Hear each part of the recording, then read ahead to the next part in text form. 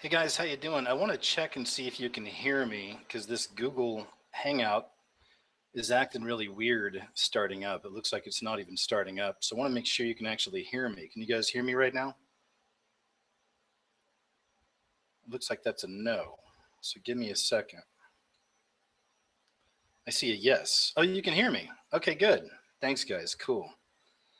Cool. Yeah, I don't know what's going on, man. The screen still looks like it's cycling through, you know? So I don't know what the deal is. Hopefully that'll stop here in a second and catch. Hi from Ireland. Hey, Martin Mason. What's up, man? Hey, everybody. Alicia, how are you? James, Faith. Good. You guys can hear me. That's cool. I was just going to start off into something, but then I noticed that. Oh, thanks, Taylor. How you doing? Kathy Yahoo. What's up? But then I noticed it looks like it's acting weird. Like I said, it looks like it's still trying to cycle through on the screen. So I guess we can go ahead and get started. I'm just going to go ahead and first jump over here. What's up, Colford? How you doing, man? Phoenix, what's up? Coy, how you doing? James L, James B, Jose Garcia, Bree Boston, Calvin Armstrong. All I'm going to do tonight is name names that I see in chat. That's going to be the whole show. Troy, Troy, Faith. Let's see who else. Funny stuff. How you doing? KJ is the teen years of psyop. I just saw that. KJ is the teen years of psyop. I don't. I wouldn't say so. It sounds like that stuff like that. Nothing's real. Everything's an illusion. We're living in a matrix. There's scientists. They say there's scientists trying to figure out how to get us out of this matrix. That's a joke. What's up, Tina? No, man. The teenage years are imperative. We got to have them. You know, I have a friend. We were just talking about this recently, and this goes a little bit beyond the teen years into the early 20s. This person has a daughter that's 21, and she is destruction. She's destruction. Everywhere she goes, she destroys things, leaves a path of destruction behind her. And I experienced some of it even. It's They're out here in Costa Rica. I experienced a little bit of the destruction myself, but no matter what it is, you get around this person, and I'm telling you, man, like bad things start happening. So she's just trouble. And this isn't to get in a lot of his personal stuff or what she does or anything, but she's trouble, man. And I'm friends with her father, and he just doesn't know what to do about it, man. He's just fed up. Even me seeing her, I'm like, gosh, man, is there anything salvageable? But no, really. But there is, and that's one thing we were talking about the other day. Is I look back at my own teen years and early 20s, and I'm almost unrecognizable. There's still mostly, I was there.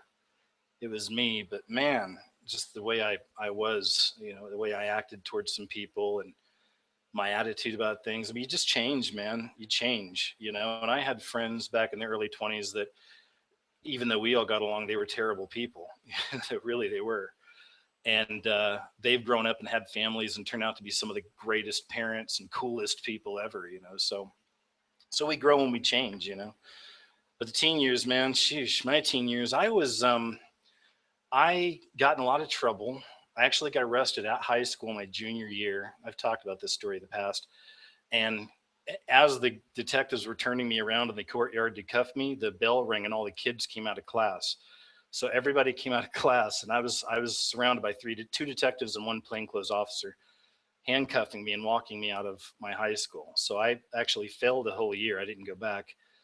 I was going to get my GED, and then I dropped out of that, and then I wound up going back to high school a year later and graduating a year late.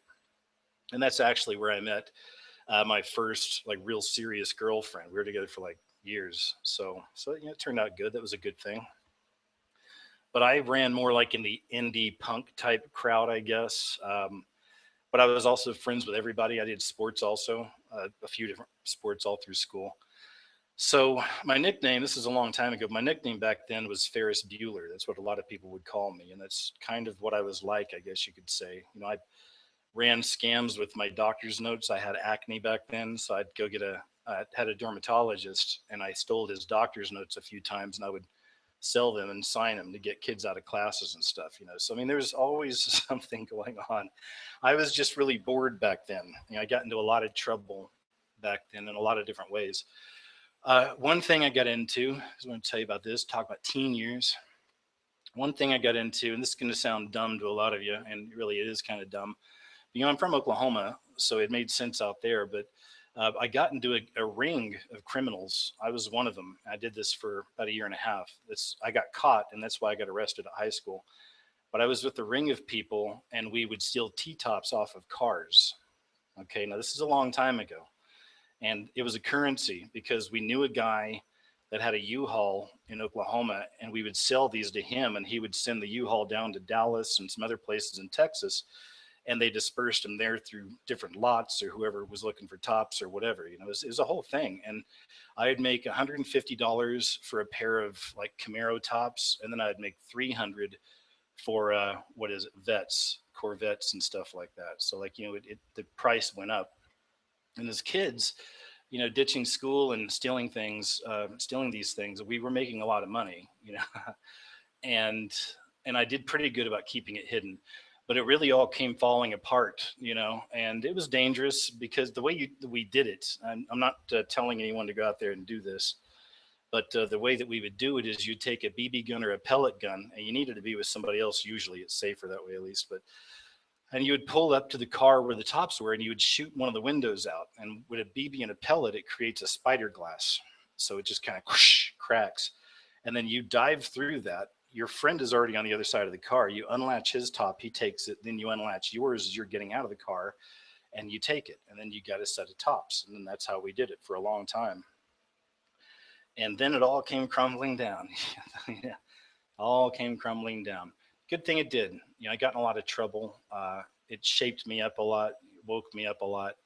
Went back, I finished high school, got my diploma, moved out, and then shortly after moving out, I went to the military. I was just needed a change, you know, change of pace. But yeah, so you know, you get caught. I'm not recommending doing any of that kind of stuff, but that's a bit of my background, and it's a good thing I got caught when I did. Like I said, you know, you get used to it, and you get used to the money and the excitement and all that. And you know, I understand how young people can get caught up into that stuff. But it seems like it always comes crashing down. You know, you always get it back. You may make it for a couple of years, you may make it for 10 years, but it's all going to come crashing down. You know, God's watching. You can't get away with it forever. Let's see what we got going on over here in the chat. Hi guys, how's everybody tonight? Doing good? Hope you can still hear me. Is your screen, does it still look like it's cycling through, or am I the only one? Anybody? Albert Kerr says it's silent. You can't hear me. Anybody? Can you hear me? Can anybody hear me? Hi, Lee. What's up, Robert? What's up, Marina? Can you guys hear me? What's up, Praetorian? Can you guys hear me? Anybody? Nobody can hear me? Okay, we hear you.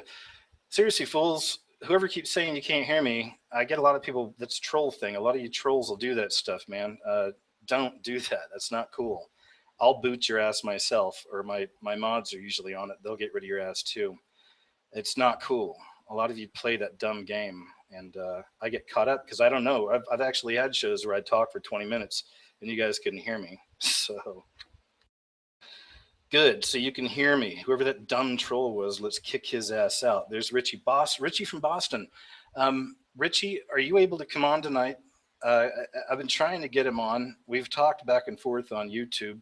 He'd like to come on as well. He'd mentioned. Okay, cool. Let me, Richie, there's some stuff I'm going to read to the folks here in a while. But while I can, I'm going to go ahead and try to get you on if you're able to. If you got stuff to do tonight or you can't do it, that's cool too. But I'd like to do this, and even a little later, maybe open it up for maybe some newbies, new people who haven't been on before. And here's the link. Guys, seriously, this is just for Richie from Boston, please. Nobody else jump on if you could. I'll open it up maybe a little later for some new people because other people wanted to come on and talk. But I'd really like to try to get Richie on here. Maybe he can hang out with me for a while here on the show, and we can chat about some stuff. So let's see what's going on here. I'm going to go ahead and put the link in. Please, guys, just for Richie, okay? I'll have to let you go or move you out or whatever if somebody else comes in for now. But I really just want to bring Richie from Boston in. I just put the link down.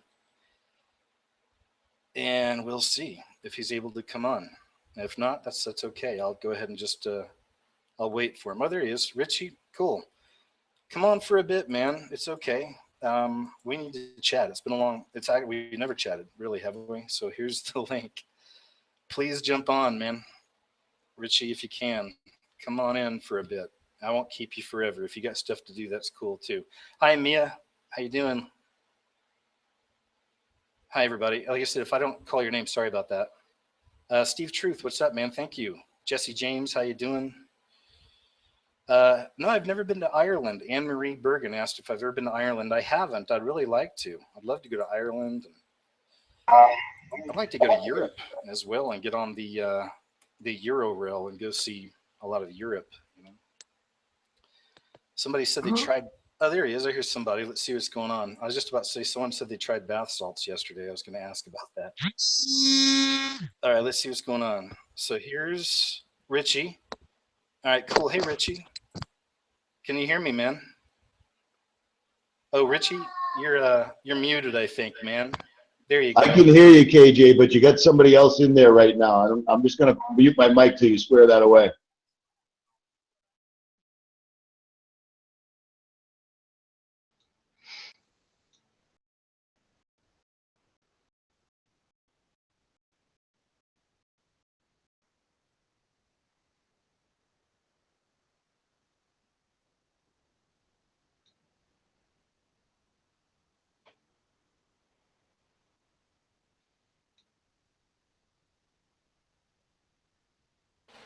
Okay, I just lost Richie, so let me do this here. Let me, as I was ejecting the other people, I ejected Richie, so that's my bad. This is what happens. Okay, let me put the link in again for you, Richie, one more time. Let's see if this works. There you go. What's up, Pandora? Good to see you. Okay, Richie, let's try that. Again, guys, please just Richie, please, just Richie for now. And then I'll open it up and bring some other people on later. But me and Richie have been trying to talk for a long time, man, and I'd love to get him in here. What's up, Matt Sharp? How you doing? Hey, Twitwit. Richie, I'll try again. Like I said, I get confused with this Google stuff, and I had 4 people in there, so I actually accidentally booted you out of there, man. So there's the link again. Hey, what's up, Midwestern Explorers? Good to see you. And keep trying for now. See if I can't get Richie to come back in here. What's up, Lucia? Lucia H. Blessed Biribi? Biribri? What's up? Nikki, how are you? All right, Richie. I'm going to try one more time. Let's see here, man. Richie, there you go. No, it's not letting you jump on?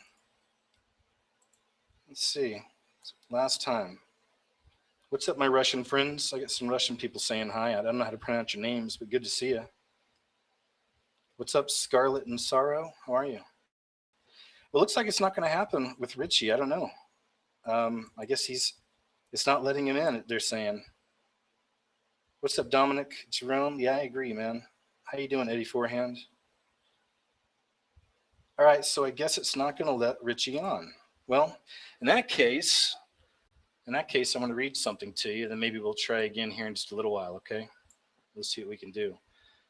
The thing I just want to read to you is a subject that I was looking into this week, and it's a subject I'm really interested in. And first here, sorry guys, I'm trying to square this away over here. I'm trying to get this off my chat here. There we go. Almost got it. Okay. I think we're cool. Let me read this to you. It's a great article, and it's a subject I'm interested in, and that is the danger of pornography. I know that sounds cheesy, and that's such a generic line. The dangers of pornography. But it really is incredibly dangerous, and I struggled with it in my life. Definitely heavily addicted there for years with some of this stuff. So broke free from it, out of it now. But there's a lot of great resources and great articles you can read about this stuff. But here's one I found a few days ago I thought was great. And this one I found over on Henry Makow, MAKAW.com. I've been subbed to him for years, and he does a lot of stuff exposing the New World Order and whatnot. Doesn't do videos or anything. He's runs this website. He's a writer. Been doing it for a long time.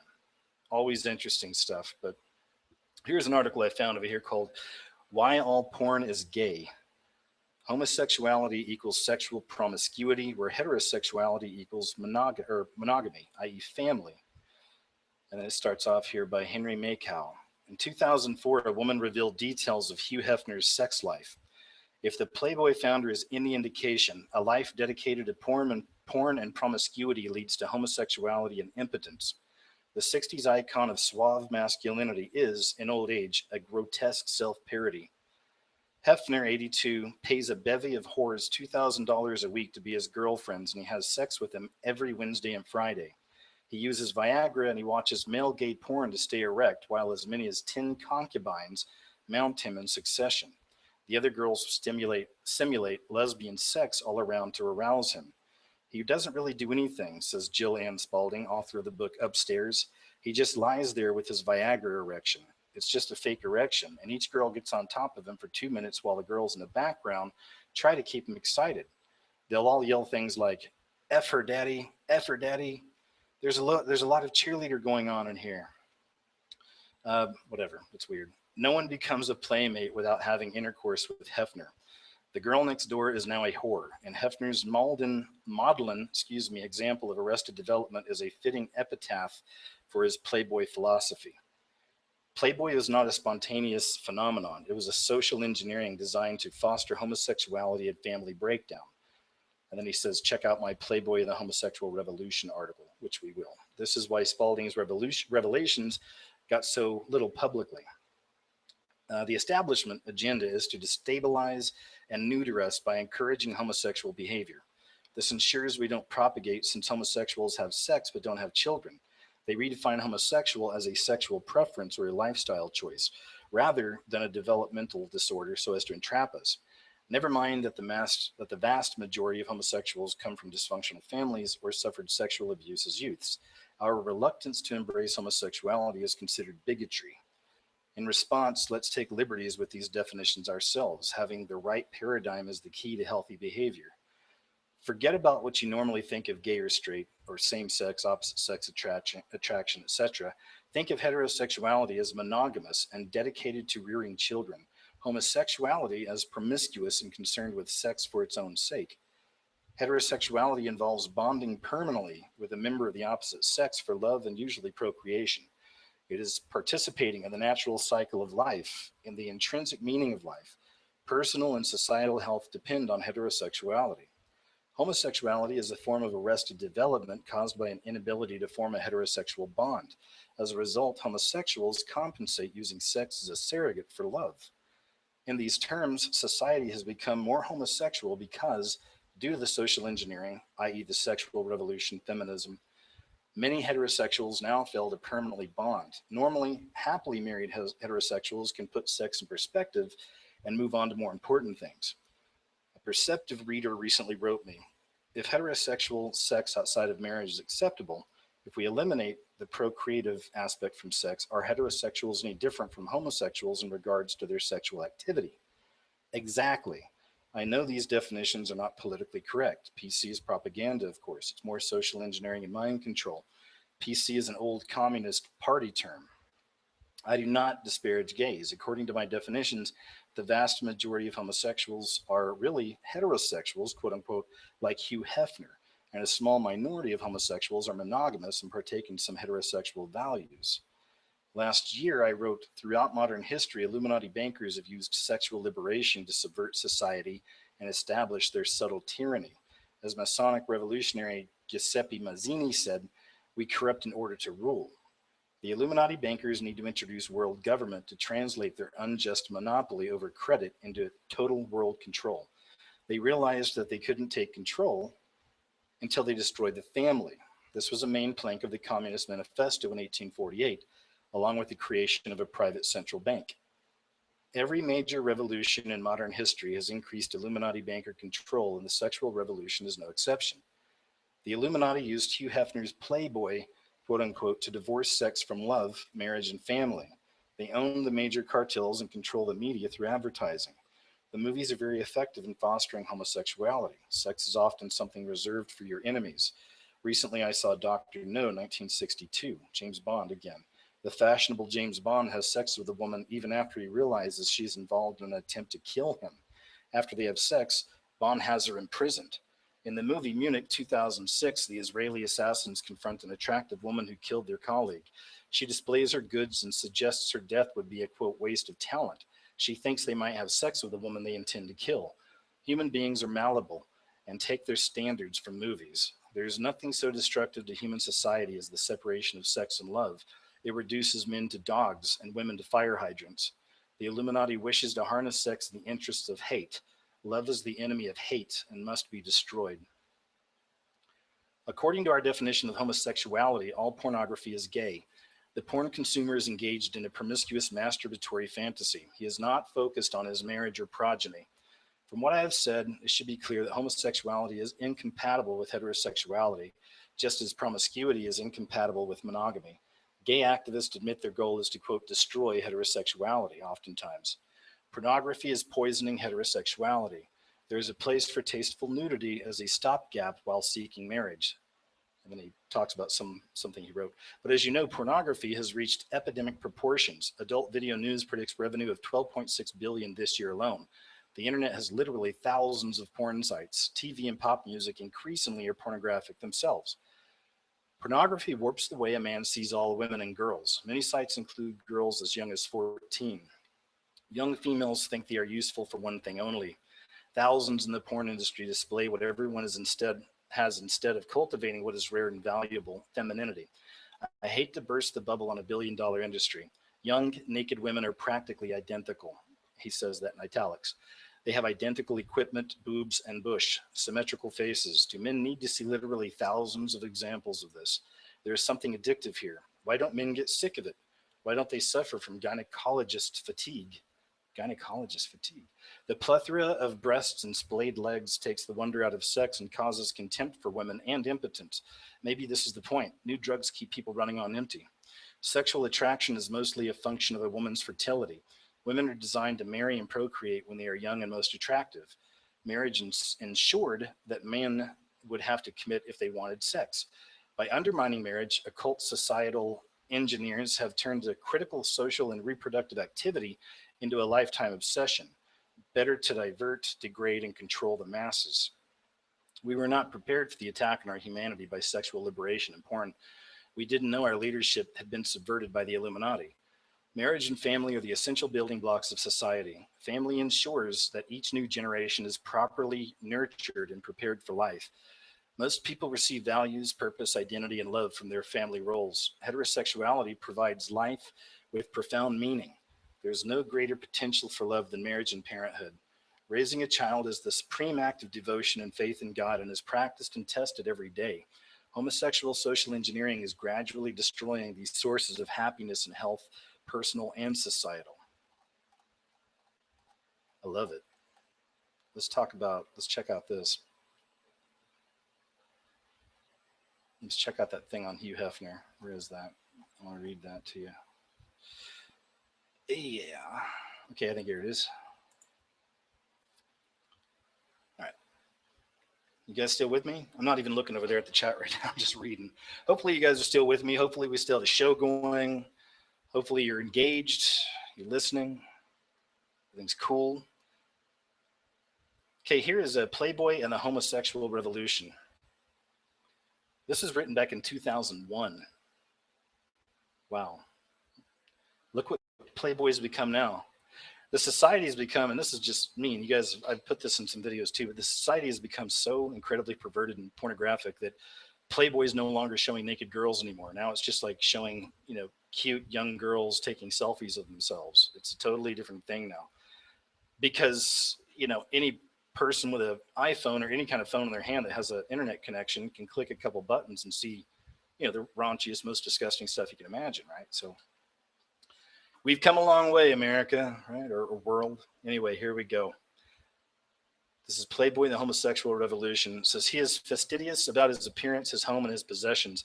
He wants as much sex as possible and chooses sexual partners mostly on the basis of appearance. He is self-absorbed and doesn't want emotional involvement or commitment. He thinks a woman would stifle him and children would be a burden.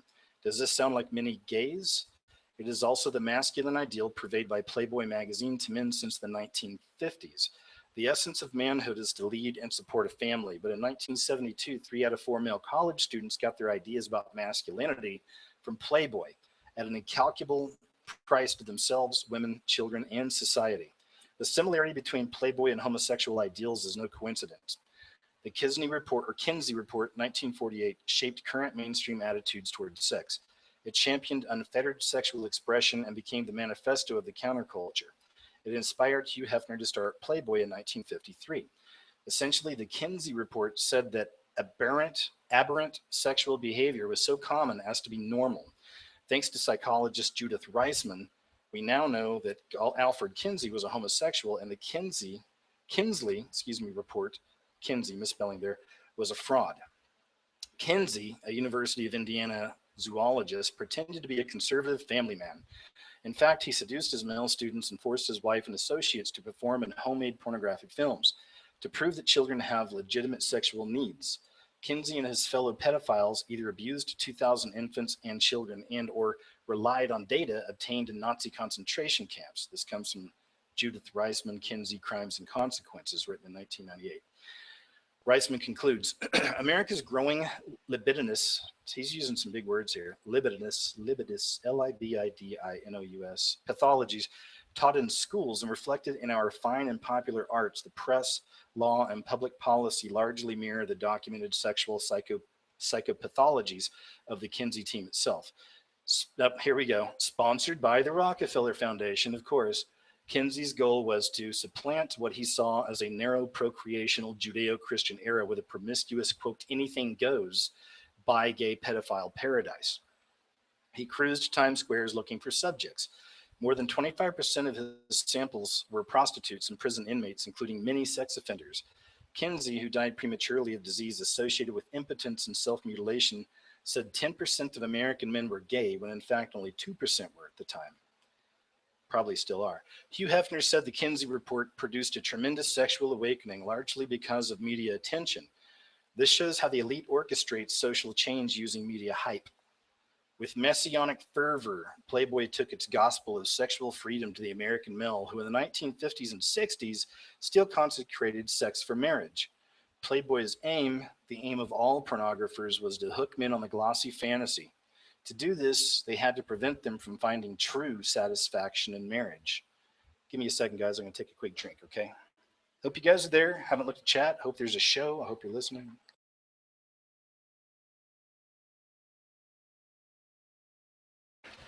Okay. In Reisman's words, Playboy was the first national magazine to exploit college men's fears of women and family commitment. Playboy offered itself as a reliable, comforting substitute for monogamous heterosexual love. Judith Reisman wrote that in a Soft Porn Plays Hardball. Thus sworn enemies, Playboy and radical feminists found common ground in hatred of the nuclear family. As a result, society now suffers from epidemics of family breakdown, pornography, impotence, child sexual abuse, sadosexual violence, teen pregnancy, a cocktail of STDs, and of course AIDS. The birth rate has plummeted by 50% since 1960 and is barely at replacement level. Homosexuality is a developmental disorder defined by the failure to establish a permanent bond with a member of the opposite sex. Psychologist Richard Cohen, in, quote, Coming Out Straight, Understanding and Healing Homosexuality, argues that it is caused when a male child fails to bond with his father. By having sex with men, the adult gay is trying to compensate for father love denied in adolescence. Cohen was gay and is now married with three children. He attributes lesbianism to a woman's reaction to being rebuffed or abused by her father. He has assisted hundreds of homosexuals, but is under constant attack for undermining the gay political agenda. Psychiatrist Jeffrey Sadanover has pointed to another cause of homosexuality. A 1990 survey of 1,000 gays shows that an older, more powerful partner physically assaulted 37% of them before the age of 19. It's from a book, Homosexuality in American Public Life. It's 1999. In addition, according to Anne Moore in, quote, Why Men Don't Iron, some men may be, quote, born gay due to fetal hormone imbalances, and they seem to be a minority. But for many decades, gays were told that they were sick, quote unquote, and cruelly and wrongly persecuted. The gay activist solution convinced the world that, in fact, it is heterosexuals who are sick. In 1973, they bullied the American Psychological Association into proclaiming homosexuality as normal. Together with feminist activists who believe heterosexuality is inherently oppressive, gay activists began to dismantle all heterosexual institutions: masculinity, femininity, marriage, the nuclear family, the Boy Scouts, sports, the military. The list goes on. Backed by the financial elite, gay activists and their supporters now largely dictate our cultural sensibility. They are responsible for the puerile pornographic obsession that pervades television, music videos, and the internet. This state of arrested human development is characteristic of many homosexuals. But straights have been homosexualized as well. With women acting like men and vice versa, we can't establish a, quote, permanent bond with a member of the opposite sex either. The elite's purpose is to promote social dysfunction and depopulation.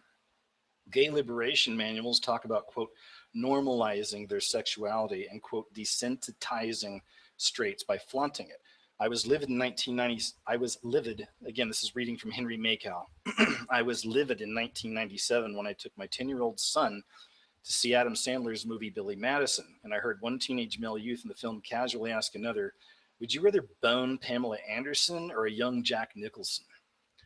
On TV's Will and Grace, Jack, who is gay, dons an apron that says kiss the cook, pretending he thought the second O was a C.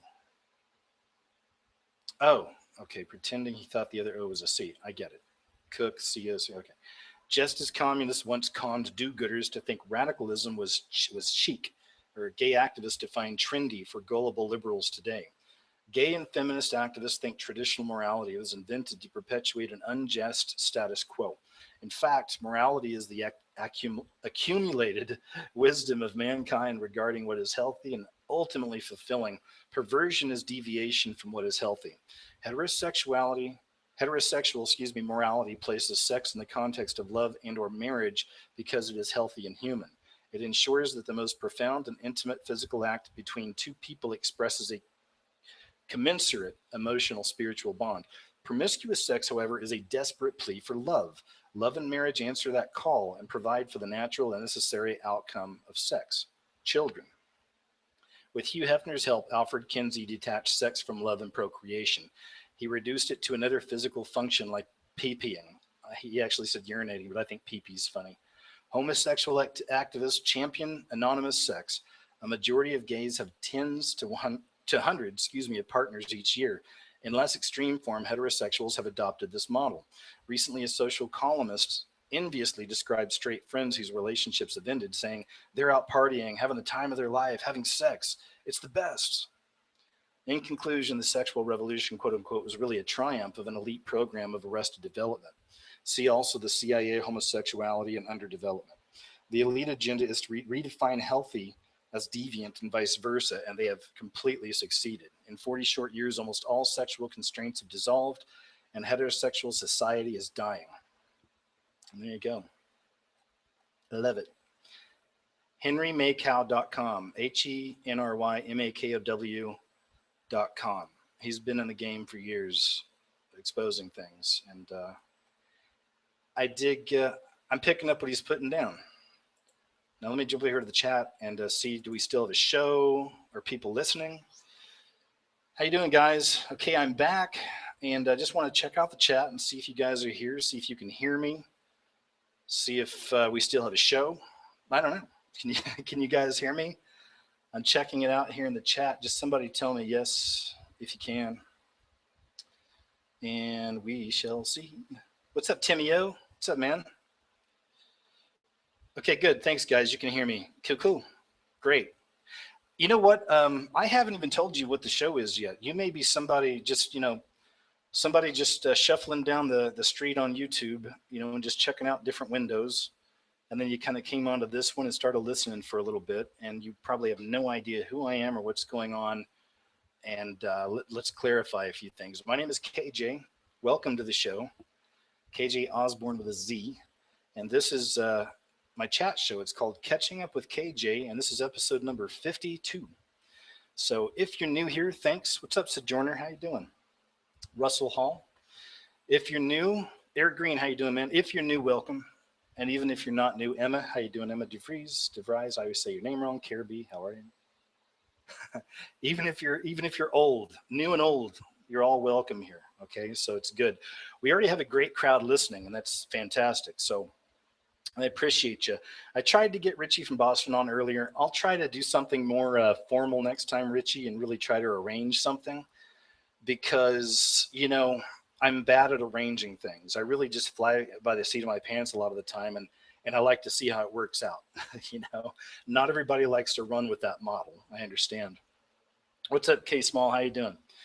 So what I will do is I had some people earlier asking if they could come on and talk. I had some people saying, hey, I got something to talk about. I never had a chance.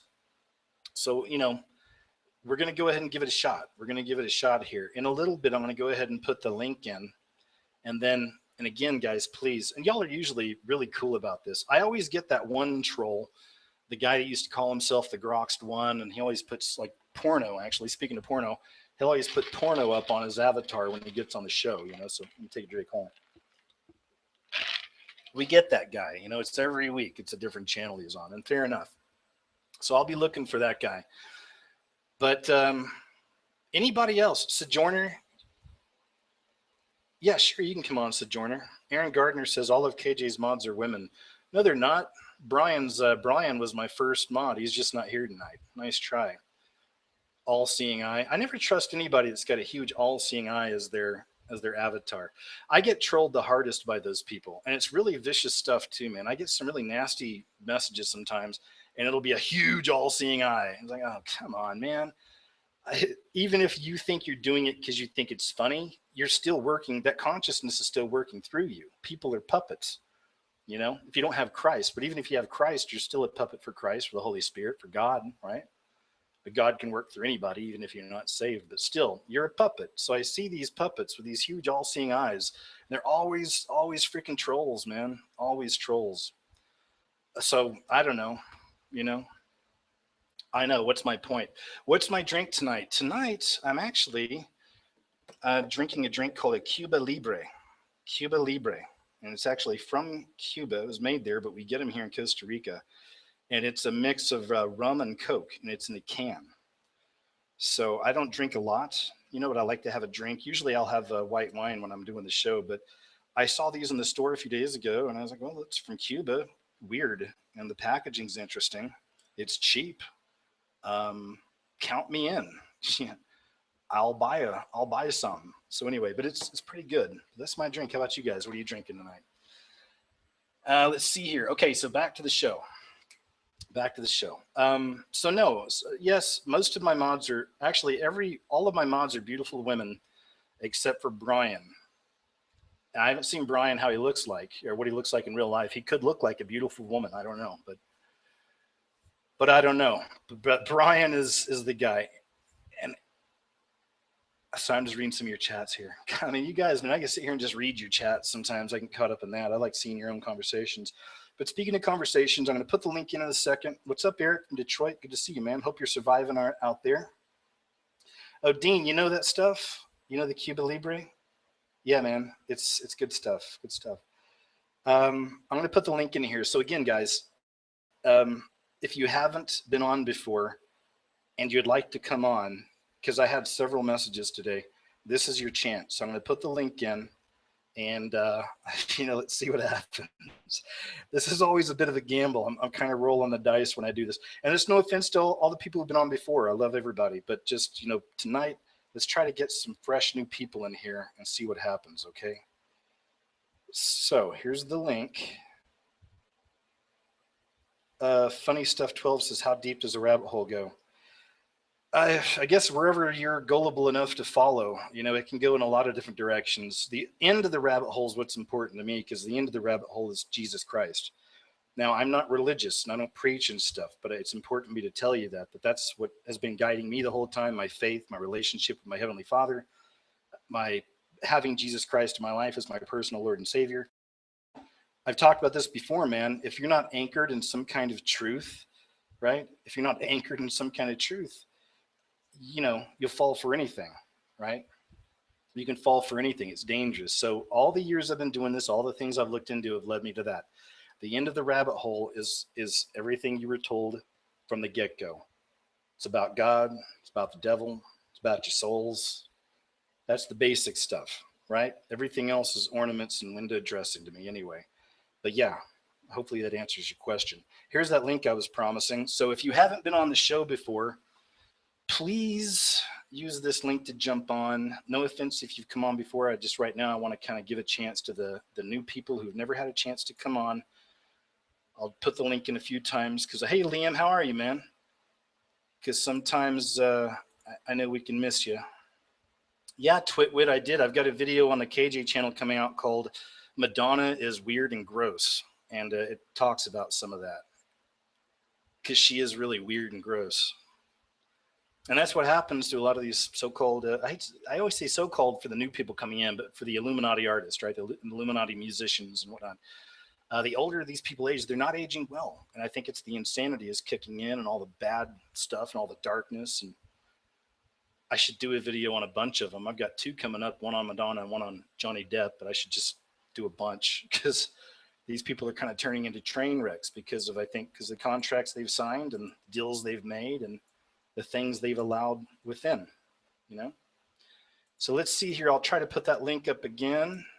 I know I'm working with a really busy chat, guys.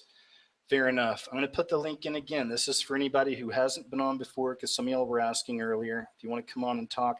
A few of y'all showed up earlier when Richie came on and then I had to let you go. So if you guys want to try to come back in, come on back in. And I'm just going to wait here for a second. I'll put the link back up in just a minute. Aaron Gardner says KG is sensitive. I am. I'm an empath, dude. I'm super sensitive. It's a good thing. As long as you're in control of it, I'm very sensitive. And even in real life, it's why it's hard for me to be around ice. I feel people. I've talked about this, man. I feel people, I know it. And if I were to see people around, Polarization Nation Media is out of jail now. That's right, Liam. Thanks for saying. I mentioned it last week as well. I like him. We're not on the same page on most things, but I like that guy. And he gets trolled a lot and attacked by people too. So it's usually a decent sign if you see something like that happening, right? But I like him. And like I said, I don't sign off on everything he says or is into or whatever, but he's interesting to me. So yeah. Pandora says, how do you deal with manipulators, sociopaths? I don't. I keep them out of my life. I would much rather just be alone with Rascal, really, than have any dark people in my life, any psychic vampires, narcissists, sociopaths, psychopaths, any of that stuff. None of it. I'd rather just be alone. And I'm never really alone. I mean, I'm very spiritual. I pray all the time. I talk to God. I have a relationship with my Heavenly Father. So I'm all right, man. I'm cool, and like I said, I'd rather not. There's people in my family I have to see sometimes just because my parents make me, because of holidays. But otherwise, I would rather not even ever deal with some of them as well. And it's just the way it is. You got to protect yourself, You got to protect yourself. So whenever I sense that and feel that off of people, I'm nice to them. Oh, cool. I hear somebody is here with me. Hold on. But hold on a second. I never really let them in. There's a couple people in here. We got Stephanie. We got Doc. Hi, guys. Hey. How you doing? Hey, KJ, how are you? Hey, I'm good. Hey, Doc, if you don't mind, I guess I'll talk with Stephanie here first, and then I'll jump to you. Is that cool? Thanks, man. I think you heard me. And if you could just make sure the volume's down in the background, okay? I appreciate it. Thanks. Okay, Stephanie, what's going on? Not much. Busy today, and I did not realize you were on until just a few minutes ago. So I'm glad I caught it. Cool. I'm glad you're here. Thanks for calling in. I mean, what's up? What's on your mind? Anything? I'm just listening right now. I'm trying to catch up with what you're doing. Yeah, well, when you do let me know, because I don't know half the time. Hey, Lottie, give me 1 second, okay? I'm talking to Stephanie here. Appreciate it. Hi? What's happening? Okay, I'm back. I'm going to leave y'all on. Usually I mute you guys, but I'm going to leave y'all open. Just leave the music or this trial. Oh, okay. That's somebody's messing around. It sounds like. Hold on. Let me mute this person. Laudium. Yeah. Stephanie, okay? All right, cool. Okay. It sounds like they were saying troll. Is that what it was? I don't know. Yeah, it kind of sounded like trial. Trial. Interesting. Troll or trial. Oh, well, hey, this happens on the show. We get the freakos, but it is what it is. But no, Stephanie, tonight you're just chatting, just chatting. And if there's anything, what's been on your mind lately? Now I get you. There you go. You're back. What's been on your mind lately as far as news, anything, any concerns, any subjects you're interested in? Well, I'm a Christian. I grew up as a Jehovah's Witness. I don't know if you know much about that, but yeah, that's kind of my thing. I'll say this is that when I lived in Oklahoma before I came out here to Central America. I'm in Texas. I'm not far from where you grew up. Yeah, I lived in Austin for not 3 years as well, a couple of years, maybe 3. Oh, but yeah, I loved that part of Texas. I got a lot of relatives in Texas anyway. But when I was in Oklahoma, there were Jehovah's Witnesses would come to my house. There was a lady and her friend, and I would always talk to them, and we would talk for a long time because a lot of things they believe in I agreed with. But even back then, I've always been about relationship, not religion. So I didn't debate or argue with them. I had an open ear. They were sweet souls. I could sense that. They were genuinely sweet souls. That's why I don't condemn a lot of the sheep, so to speak, that are in a lot of the religions, because, they're beyond that. God knows their heart. God knows their right. You know what I mean? Unfortunately, some of the religions are corrupt, but am I rambling? Or are you with me on this? Oh, no, I'm completely with you on that. I agree. So they were great, and they had a lot of knowledge, and they were very cool, and yeah, I enjoyed talking to them. But like I said, it's just like anything else. I personally have distaste for religion, but it's not just because I one day said I don't like religion. I was raised in the church. I'm glad I was as well. If I had children, I'd raise them in some, I'd at least take them in the early years to like a non-denominational to give them some foundation, because I'm not the best at teaching the Bible. If I had kids, maybe I'd become that way. I don't know, but that's the only way I could kind of see a church type situation, but then mainly leading it from home and really teaching them the truth about God, the truth about Jesus, and even showing all the wild stuff that, the knowledge I have on my channel and so many other people have as well, because all that stuff fits in as well. That is really backing up the truth of the Bible, Yeah, definitely. I'm really not one for organized religion and all that kind of stuff either. I think it's really legalistic, and it's all about relationship, really. That's it. Yeah. Some people can get real hateful with that religion, and that's unfortunate. But regardless, well, I'll tell you what. If I guess you just want to drop in and say hi. I don't want to scoot you out, but if you got no subjects really to talk about or anything, I'll bounce over here to Doc. Anything else? No, that's it. I just wanted to say hello, your fellow Cherokee. Oh, awesome. Well, it's an honor for you to even call in and say hi. Thank you for listening, and we'll do it again sometime, okay? All right, thanks. See ya. Take care, Stephanie. Bye-bye. All right, Doc, how you doing, man? Can you hear me okay? Now your volume's coming in really crazy, man. It sounds like you're underwater. I don't know if you can check that out.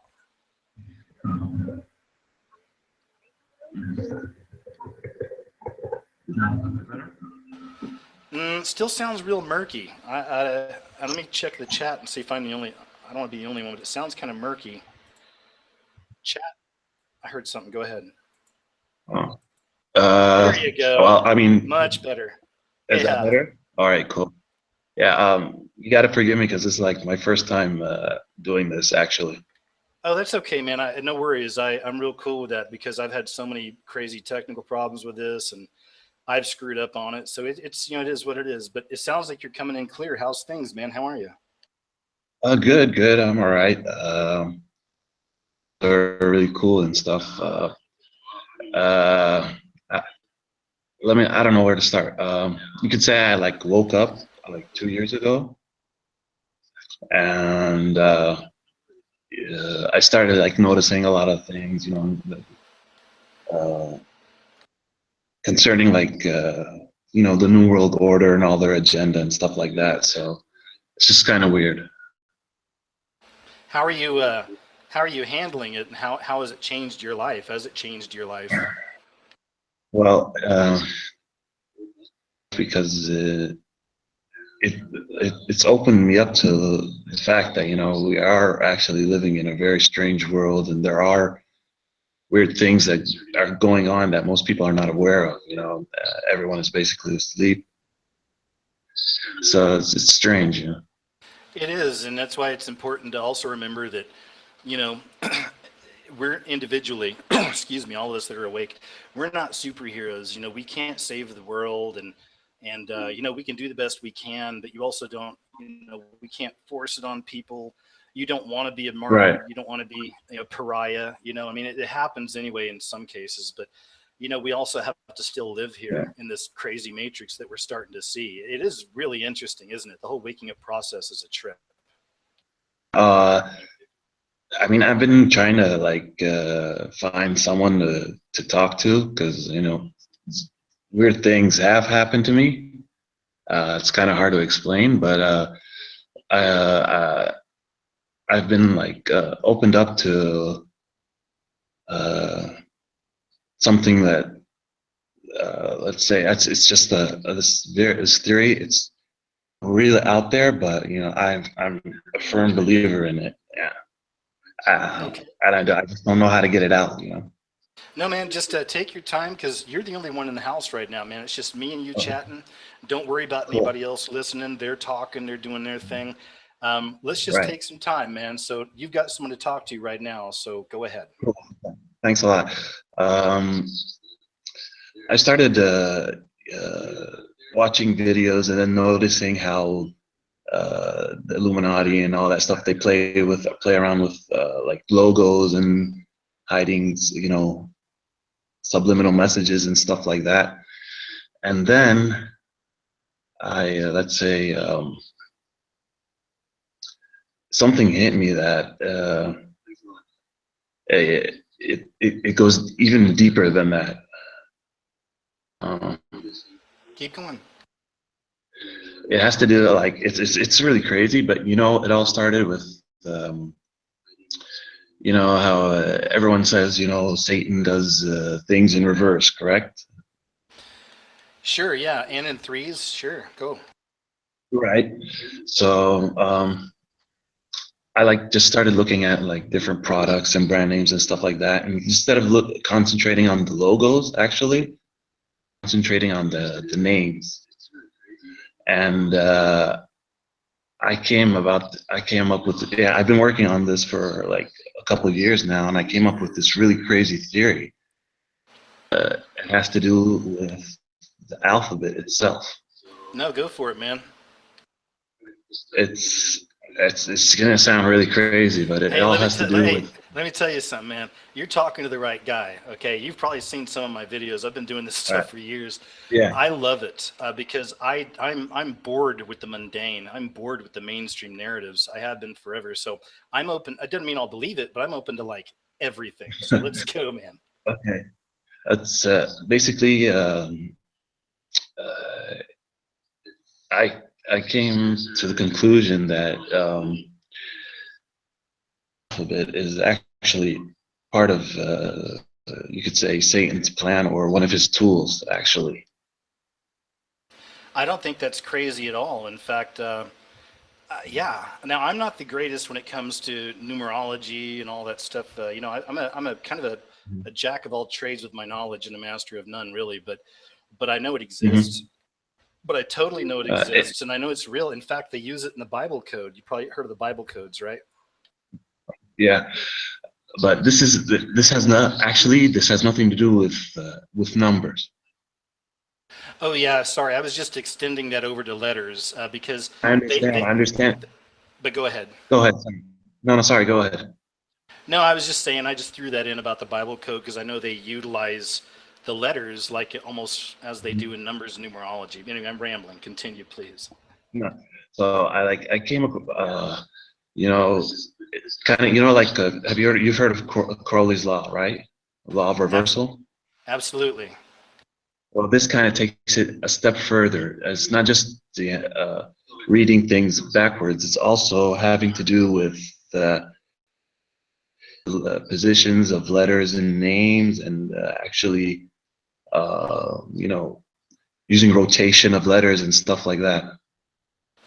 I love it. That's interesting. Hey, man, you know, this is kind of in the same area, but they also code a lot of these news stories. Like Daily Mail does it a lot. A lot of these news stories. A Sun, I've seen them do it, but they even use words. They code words into these things and code whole other languages within there.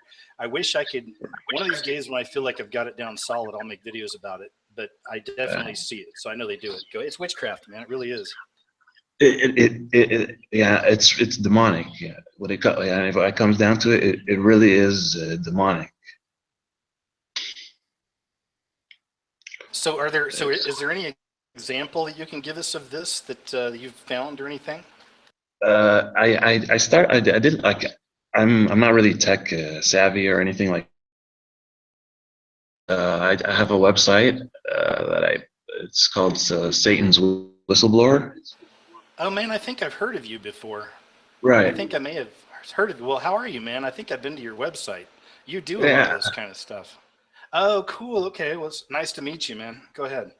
You too. And so the stuff I posted on my website is just a part of it. There's still a lot more, and it goes a lot deeper than that. It involves languages as well, different languages.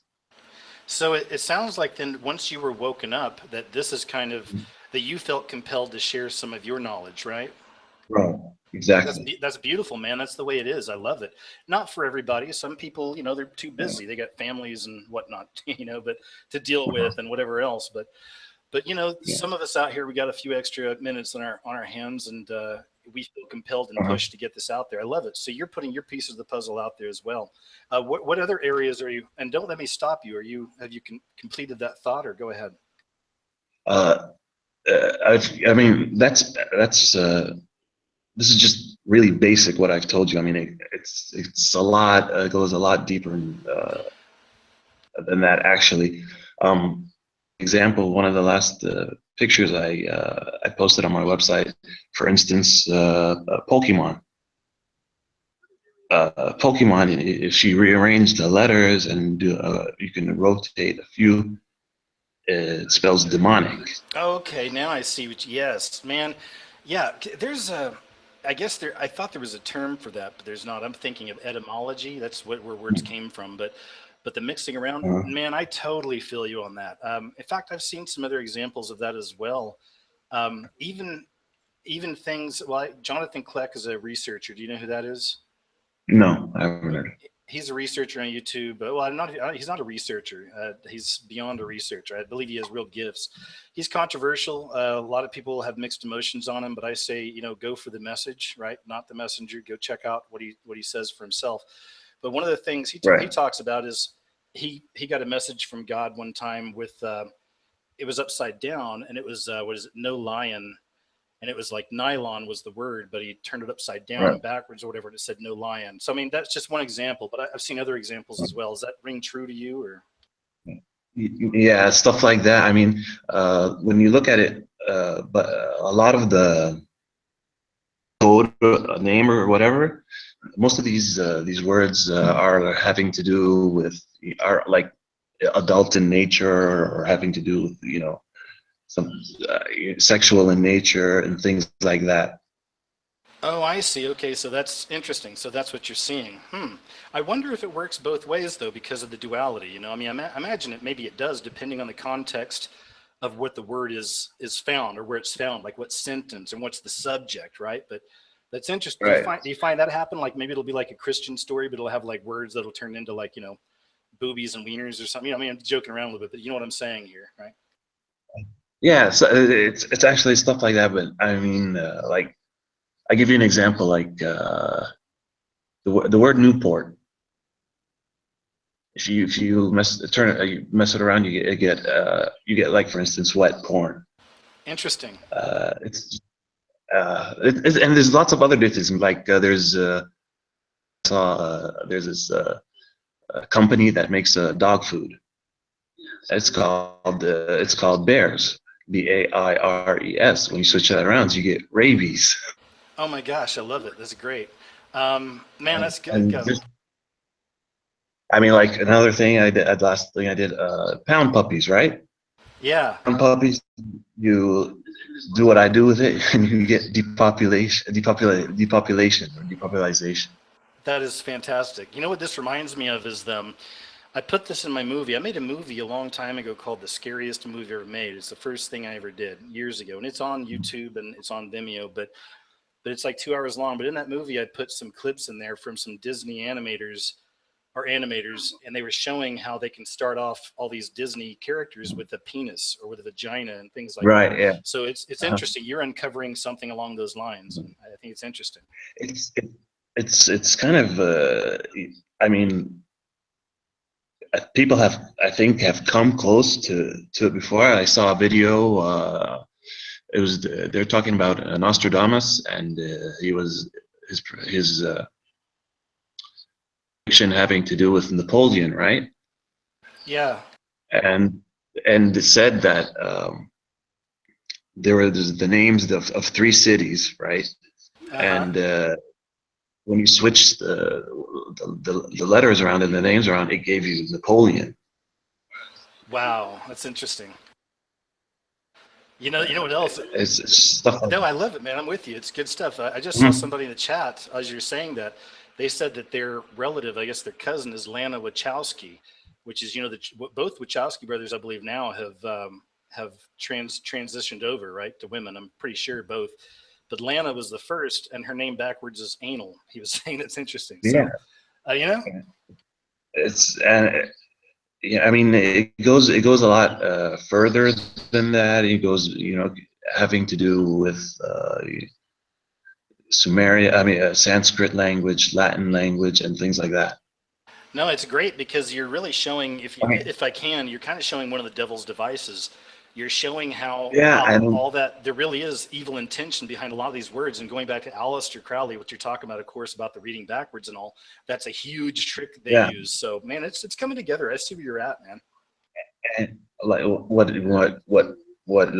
made me like really start getting into it is because you know how they say the bloodline of the Illuminati and all this occult stuff. It started in Egypt, right? Well, I think it started way before, like all the way back. I mean, you can trace a lot of this back to the Assyrians and to Mhm. Nimrod, and right. But I know what you. Yeah, But no, that the pinnacle, I excuse believe. me, no. Okay. What I was trying to get at is that um, the actual the history of the alphabet Oh, okay. and Cool. writing. Okay. Gotcha. Gotcha. It all started out. It all started out with the hieroglyphics and the pictograms and stuff like that, and then the English alphabet actually, it went from Sumerian and Egyptian hieroglyphics, and then it, um, what do you say? The Greeks picked it up, and then it went from Greeks to the Romans, and then from Romans it went to England. It became English, the alphabet itself, Man, that's great. That's great. Yeah, I love it.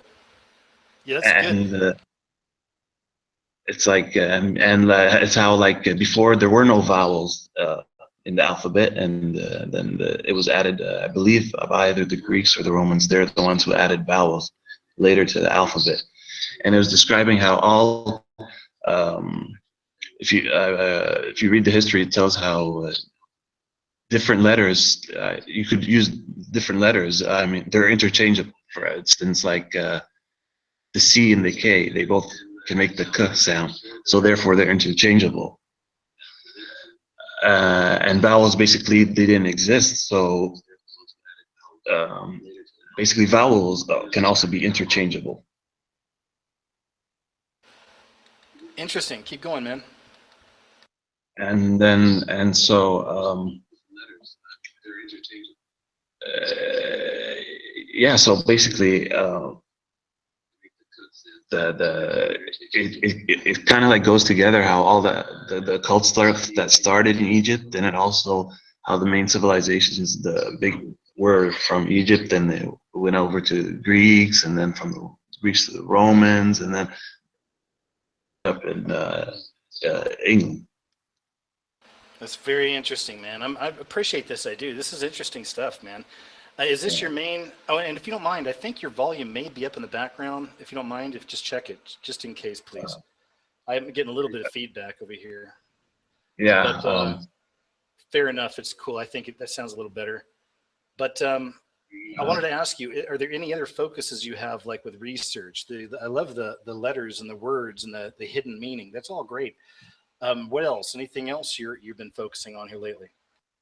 No, basically that's it. I've been trying to put some kind of like a small booklet or together, because this stuff is really interesting. If you see like all of it, I mean, you'll be shocked.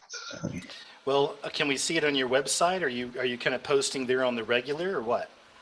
I haven't been for a while, but I mean there are lots of stuff. Some of it seems really out there, but then there's stuff that's just completely. I mean, you can't deny it. Yeah. So, but basically, like on my website, I have a whole bunch of these pictures that I've altered and stuff like that.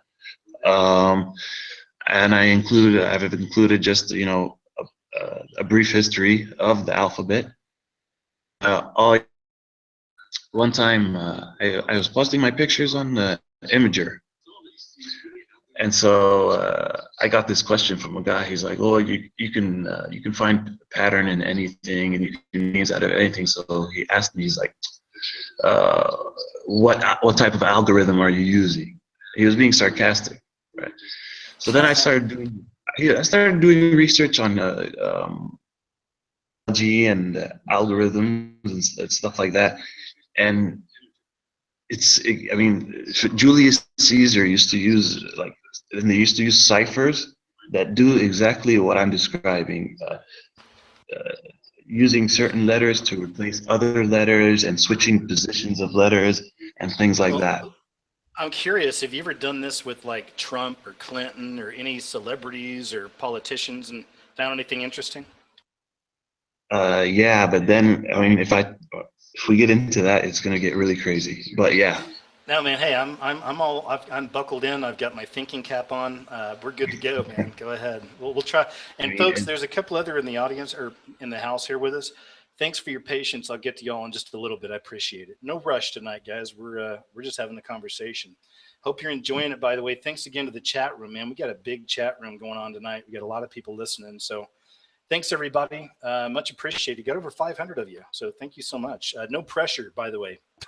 People in the house. I hope I'm not, Really. I hope I'm not taking up all the time. No. You're cool. We're gonna I only got a couple folks in here, so we're gonna take my time with each one of you, and then we'll see where So we go. for example, I'm saying how switching letters around. If you have a title with two names, for instance, the letter of the first, switching the first letters, the first of each name, and things like that. Or one thing that really hit me was I was watching Fox News once, right? And you know how they have the ticker tape at the bottom? Oh yeah. If you look at that, I mean, not reading every word together, but reading, like, for instance, the first part of one word and another word, the second part of another word, or stuff like that, you will find that there's really crazy stuff, like hidden subliminal messages like war and bomb I've and seen them. Yeah, kill. I'm with you. That goes back to stuff I was saying where I see coded news messages. It'll be weird words that don't exactly fit in the sentences, and I'm just like, oh my gosh! Like if you start putting it together, it's interesting. They just had one with Julian Assange. Have you heard about this one? This is one that it was, I think, pretty interesting. But apparently, they did four wiki tweets or something in a row, and each one of them had a Mhm. word that was misspelled, and they took all the letters and they said "help him" all together. Have you heard about this? No, I haven't. Even if you look at, Oh, that's wicked. it's creepy. Even if you look at the last debate with, I hate Clinton, but with her, and I mean Trump. Like I said, I'm not into this stuff, and I tell people don't listen to me. I'm not even in America anymore, so I don't vote anyway. But if I had to choose, obviously I'm going to choose Trump. And a lot of people talk about the Trump prophecies and all this. I've seen some people asking in the chat. and I've seen all those things. I don't know, man, guys. I'm telling you, I'm so cynical after all these years. I would love to see him look out of the two. It's got to be Trump. That's the way I see it. Out of the two, it has to be. I mean, because Hillary is just so obviously a monster, a witch, a demon, whatever. But she's bad news. Trump not being as controlled, maybe we have a chance with this guy. You know what I mean? I don't know. I mean, I'm beginning to wonder, because look at everything is for Hillary, and all this stuff is being exposed. And that's one thing I'll share. I'm just kind of going off on a tangent here for a moment. That all this goes back to stuff I've been talking about myself for years, about the end of the fourth age and the beginning of the fifth. Excuse me. Fish could be too. It's the last age of man, but the fourth age is the falling away of old constructs. Now we have gay marriage. Now we have all the religions are falling apart and being exposed and coming together in a one world system under the Pope. Right. We see a lot of these, the economical and all this. Government's being exposed now, like hardcore, man. I mean, everything is coming out, and like everything's coming out on Clinton, everything. And I can't believe people are still going to vote for this person. I feel it has to be a landslide, but obviously that's where Trump's doing good, I think, by saying, you know what, I'm not even going to accept the official whatever. Now, there's the other argument that this is all part of a huge psyop just to destroy the American, the American beliefs and all this. And like I said, I take it all in like that, man. And this is where I went back to, I'm not a religious guy, but I love Jesus. I love God. I love the Bible for myself. I read for myself. That's what I think it's all about. I have to have that truth, that anchor. Otherwise, you go crazy, man. You don't have some kind of truth nowadays. Cuckoo, cuckoo, you know? Yeah, it's really crazy. I mean, and you just what's unfortunate is that not most people are not aware of what's going on. You know, or they don't even care. It's amazing. I get these. I live, like I said, where I'm living. I get a couple of American channels, and they're from Miami, Florida. And Florida is a big, ground zero state for votes. It's a big deal. So I haven't seen. Trump just started putting up ads, but for the last month and a half, it's so annoying. It's all these, anti-Trump ads from Hillary or whatever. But now they got this one up the other day. Had me really just shaking my head, total facepalm on this one. But they had one up the other day, and it was a lady saying, and again, you get a sense for people. And it's just me. I can look at some people and just get a sense for what they are. I'm also big into Abraham Maslow's personalities. It's a whole other thing, but I can sense, even seeing them and hearing them talk, I just get a vibe on like what categories I can place these people in. But this lady sitting here saying she's a Republican, which she totally looks like a liberal Democrat. She's saying, I'm a Republican and I'm switching sides because I have an autistic son. And then they show this clip of Trump when he was making fun of some guy. And I don't think he was an autistic guy. He's shaking his arms around like, ha ha ha, you're making fun of somebody. He says, I saw that clip and, well, sometimes autistic kids shake their hands like that. So I'm going to cross party lines now, and I'm voting for Hillary Clinton because she's reasonable and she's intelligent. And I was like, I almost want to throw up. I get these like violent outbursts when I see things on Hillary. I almost wanted to punch my TV. I've got to settle that. But just, oh my gosh, and I'm rolling my eyes. And I know there's people just, because there's such a SJW culture now, the social justice warriors. The cucks, the betas, the feminists, and you know what I mean? Yeah. And it's just, it's funny. Like I watch, I like to watch Fox News and switch to NBC. It's so like Fox is for Trump and the NBC is for Hillary, and it's just like it's a show, man. I hate it. Yeah. It's that, you're right. It's that paradigm. It keeps us, that's why I can't watch much of it, because I start slipping back to my old ways. When I was in the military for 8 years and I was very, conservative and Republican, and I don't want to get back into that. You start seeing this and you start getting trapped in it. Like, I hate those liberals, it's all George Soros's fault. And I forget, that there's still an Illuminati at the top. That's the apex of that pyramid structure. They're still running, And like the main point of what I'm like working on or we're trying to get at is that there is a pyramid with the global elite at the top, the New World Order and the New Illuminati, but there's still something that's on top of them. That is Satan. Yeah, And exactly. my main purpose is, I try not to get into. I don't want to get into religion. My main thing is just kind of like saying exposing or showing that here there really is Satan and evil, and there really are demons and things like that. Well, I think that's what I do as well. And I do it, again, we need different teachers for all this stuff. I've always been into this. I went to film school to be a sci-fi horror screenwriter. So I've always been into this. And then I'm also a Christian, on my own, really. I don't have any denominations, but so this is how I thought I could show the world. Because I remember years ago thinking of all this after I woke up, and I was like, good luck running around the streets of the Bible and to atheists and agnostics saying, hey guys, can I talk to you about Jesus? Because good luck. Okay. Good luck. Yeah. But what if I can show them all this stuff that I already saw all these years, and then I woke up, I'm like, oh my gosh, it's in all these movies and TV shows. I mean, I get it. My spiritual eyes have been truly opened. I'd been saved years before, but it was the next level. And then I knew, just like you knew, and a lot of us knew, I got to try to teach people. I've got to try to show them in my way, and don't be guilted into something that's not meant for you. Because I got a lot of, why don't you preach the Bible to us, and all this. I'm like, man, that's not what I do, and I never claimed to. And I'm waking up a lot of people in my own right, and God bless them. And hopefully, once they're there, they don't need all this anymore. They're like, I get it, KJ. I see the symbols. Okay, we understand. Now I need to go study the Bible for myself, or like be around other strong believers or whatever. Go ahead. I'm rambling. Hello? Yeah, can you hear me okay? Yeah. Yeah. Okay. So that's what I was thinking. But go ahead, man. I don't want to cut you off. Anything else you wanted to share, or do you feel like, I know you felt like you wanted to talk to somebody.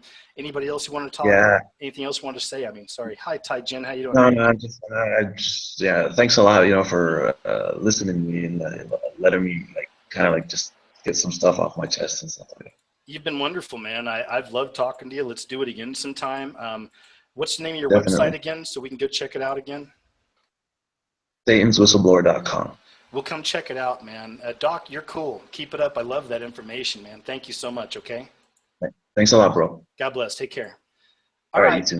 So it looks like, I believe Steven, I'll go to Blessed. I think Blessed was next, and then Steven. So Blessed, you're muted, but are you able to unmute yourself? Yes, can you hear me? Totally. How you doing? Yay! Hi, KJ. I'm good. How are you? Hey, I'm great. It's nice to talk to you. How's things? I am so stoked to talk to you right now. I've been trying to get on these chats for like 2 months straight, and I always like have something to do. Oh, really? Oh, okay. Well, I'm glad you're here. I'm happy I'm here too. I listen to this every week like it's my regular shows on TV. Thank you so much. Seriously. It's like I got to always try to keep that in mind, because I still do this, and I don't ever do it thinking, oh, I'm going to entertain people who do this. Like, I genuinely do it because you guys are awesome. I get some of my best leads and ideas from you all. So many of you are so encouraging. You get your trolls, but I mean, aside from that, I mean, my overall audience is fantastic. So I'm excited to talk to you guys too and see what you chat about. So now that we're done hugging and kissing, welcome to the show. So what's on your mind? What do you want to chat about? I feel so bad because it's kind of dated. I think it was one of your first chats where you were doing these live chats, and I was trying to. The topic was sleep paralysis at the time. Oh yeah, that's a real popular subject here. That's actually what drove me to your channel in the first place, was because I saw your video on sleep paralysis, and then you had recommended a documentary also on sleep paralysis. Wow, did you dare to watch that? My channel right here. Oh, go ahead. Sorry, I think we cut out for a second. But did you dare to watch that? The documentary is called The Nightmare. Yes. I think I watched maybe a good chunk, and it got very close to home, so I actually stopped watching. But that's actually what I wanted to talk to you about, because I did not even know that there was a name for what I was going through until I saw your channel and I saw the video. Oh, cool, good. But I think I was like maybe 18, I think, and I had a lot of crazy stuff going on. 18, always doing something stupid. But I was in a situation. It was really, really bad, and I was at my mom's house, and I was sleeping, And it was like early in the morning, but my mom wasn't awake. It was no one awake but me. And at least I felt like I was awake anyway. And my eyes were open, but I could not move. It was probably one of the most surreal experiences I think I've ever had. And I'm like calling my mom, like trying to in my mind anyway. And I couldn't talk. I couldn't move. My breathing was cut out. I almost felt like I was being choked at the time. It was really scary. Um, I, I was like in my mind, I'm like, call your mom, call your mom. But I couldn't say a word. My mom's like heavily, heavily spiritual. I wouldn't say she's religious either, but she is way more traditionally religious than I am. I'm just more of a spiritual person. And I want to add something to that real quick. What you said, I had a Mormon friend, this is years ago, and he was deeply into his religion, but him and his family, because I have weird spiritual things happen in my life sometimes, they had a lot of it, and it was all good stuff. It wasn't demonic or evil, and they were super religious. It didn't make me think Mormons have the answer, because I know it's all Freemasons and all this, but it really goes back to the heart and the intention of the person in the religion. But anyway, just throwing that in. So please continue. Go ahead. But basically that's kind of like how my family and my friends are. It's my mom, very religious, goes to church, all of that.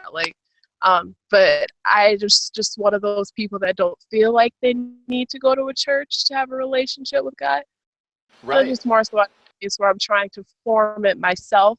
Really, I was told at church you couldn't even do that. You can't get a relationship with God like by yourself.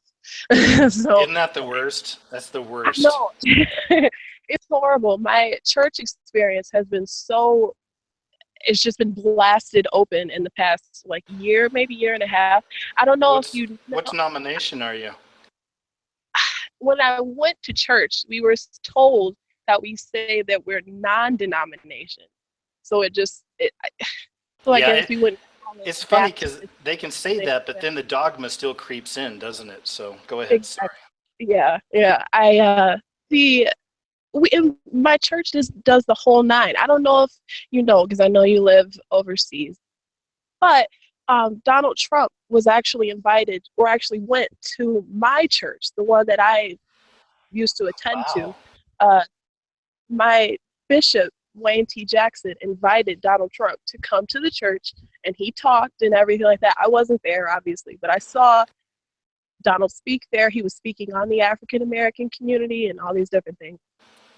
What do you think? Do you think he would actually help the African American community? Because obviously Obama hasn't, right? This is a very awkward subject for me. I'm sure it is. I think that Donald is just one of those people who, I don't think that he's just an outright racist person. I don't think that. But I think that he just might be in a situation where he may not know what to do. Well, man, I'm with you. I'm with you, because here's the thing. That's why I don't want to give him a pass, because he's connected to Jeffrey Epstein and the pedophile paradise and all that too. You know, he's friends with those guys, and Bill Clinton has got a connection with that pedophile paradise. So, you know, so there's, like I said, and he's certainly no angel. I mean, he's obviously, sexist and all this other stuff right now. Right. Yeah. All that stuff was fine 50 years ago, sexism or whatever, but nowadays, but I'm just saying, really.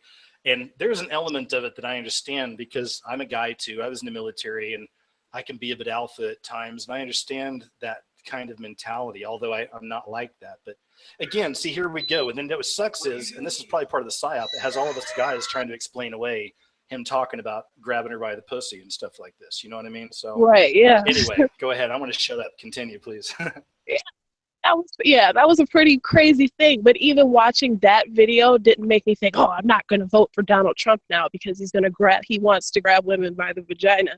That was like, I was just like, he said something stupid when, you know what I mean? I posted on Facebook. I don't even really post my religious views on Facebook, because I know everybody's just going to do what they want to do. And I personally don't really even believe in this political system or whatever. Yep. But I just saw, it's so painful to see all of my friends. My one friend, she's like, why, she's like showing this video of one of Donald Trump's rallies and then comparing it to racism in the 60s. And she's like, Trump isn't the way to go. You guys need to get out there and vote. And I'm like, wait a minute. So Trump isn't the way to go, but you're pushing us towards Hillary? She's not the way to go either. But it ignited me to write like a full paragraph status on Facebook about everything I've learned, every video I've watched, every WikiLeaks I looked at about Hillary Clinton. I talked about the Clinton Clash documentary and everything, because it's not that I want to sway people into not voting for Hillary Clinton either, but I just want people to know you can't say Donald Trump's racist. Hillary Clinton's kind of racist too. Like, oh yeah. Oh, she's oh totally. Go ahead. Well, you probably heard about the chef story and some of these other things, but yeah, the whole issue with her and Haiti and the Clinton Foundation, I think that should have been one reason alone that she shouldn't be getting a vote from anybody. totally. I listened to her on this last debate. She's like, we raised $300,000 for Haiti. I'm thinking, like, where? Yeah. That's one of those moments I almost punched the TV because it turned flip-flop. They're supposed to, Haiti should have got 90%, but the Clintons took 90 and gave them less than 10, right? And they're still, they don't have any houses. They don't have any place to live. And they just got smashed with another natural disaster. You know, it's really messed up. So, but I do all that. I try to tell my friends because they feel like they don't want to vote for Donald Trump. They feel like we have no choice but to vote for Hillary. And it's like, we don't have a choice. We have a choice here. Like, did you see that video? There's a guy, he's a bigger YouTuber called Joey Salads, and he makes prank videos. Did you see the video about the Trump car? No. This is some really dangerous stuff. I was really shocked by it. I don't make videos about YouTube drama, so I didn't make a video, but if I did, I would have made one on this guy. But he goes by, I think it's Joey Salads. What he did is he took a car, he said he put it out in the hood, right? And he put all this Trump stickers on it and Trump hats inside. He said, let's see what happens when we put a Trump car in a black neighborhood. And then the title, go ahead. Did you see this? No, that sounds pretty scary too. Check it out. It gets really scary. It's not cool at all. So the title comes up, says 30 minutes later. It shows like 6 black guys show up, and they're like, I mean, they're taking bars and busting out the windows and opening the car door and throwing stuff out. They're just trashing it. And at the end, this Joey Salads comes out and he says, well, there's proof that the black community is violent towards Donald Trump. So a couple days later, this guy gets busted because somebody who was living in the apartment complex near where they set this up, they took video on their phone, and you could see this Joey Salads setting up a camera with a tripod, and all 6 of those black men that were beating up the car are right there behind the camera with him, and he's talking to them, and then the whole thing. So he got his ass busted, and I'm glad he did, because that is so dangerous right now, man. I mean, you know, it's just, yes, it is. Right? That reminds me, that's the same thing that Donald said in the last debate, because he said there's video of one of his, I think the rally in Chicago he just had, where it's people from the Hillary campaign enticing violence in the crowds, trying to start violence. Like, no, I don't know if that is actually true, but I wouldn't run away from it though. Like, yeah, I saw some of those videos too. I believe it, man. She's horrible. She's wretched. I mean, that is a wretched person that needs chaos, I think. Like, sure. She needs it to survive. Like, I don't know. I don't know who. I've already said I probably won't vote, but it's so difficult. But if I have to, if I'm actually going out there, because I'm not the only one that's a registered voter in this house, so if we have to go, then I'm giving my vote to Trump all the way. I don't really see. I think at the very least we should at least give Donald a chance. Well, if he could actually go ahead, sorry. do some radical change, I think we should let him do it. Yeah, I think you're right. I mean, it's like I said, every time I say it, we have to give the disclaimer. We get it, folks. The world is a stage, blah, blah, blah. But when I watch him, he seems pretty sincere. I mean, I watched a video. Him and Hillary went to a dinner with all the Catholics after the I last saw debate. that. Yeah, I he saw did that. great. He It was blasted hilarious. her. All that. I was laughing. Yeah. So was I. I was laughing out loud. This guy was hilarious. And then the cringe. But the cringe was great because he was dropping heavy truth. And And again, no so one whether he's a wants good to guy, hear it. bad guy, whatever. Yeah, no one wants to hear it. But whether he's whatever, man, he put truth out there. And you could tell the people around there did not like that. So I see these as Yeah, genuine the moments. Cardinal sitting next to Hillary, they're all whispering sweet nothings to each other, whatever they were saying. Everything he said about her, she was smiling. That's how you know. Yeah. Like, it's pretty crazy. Whether she's sick, I've been saying she had epilepsy for at least a good chunk of this year with all the shaking that she does. Man, I've been that's saying true. she had epilepsy. I've been saying she has Parkinson's. I'm just trying to think of any reason in the world that she's just not fit to be president. But no one seems to hear. So Well, that's the other part that kind of freaks me out about it is because I have for years been speculating that Obama will somehow wind up being America's last president, whether it's by bonds or whether it's by pen and paper. Somehow, I've been speculating this is going to happen because a lot of people media comes foreshadow that too. yeah, right. Not only are they pushing that Hillary's going to win, but they're also pushing that something crazy is going to happen. Yeah, That'll really tear up our society. and that's why they're already preparing us for the Russian attack, and that's why I'm wondering if it's not going to be. I mean, they're setting it up for the next 9/11 in a lot of ways, to where it'll be a false flag, but they can blame Russia. You're right. Go ahead.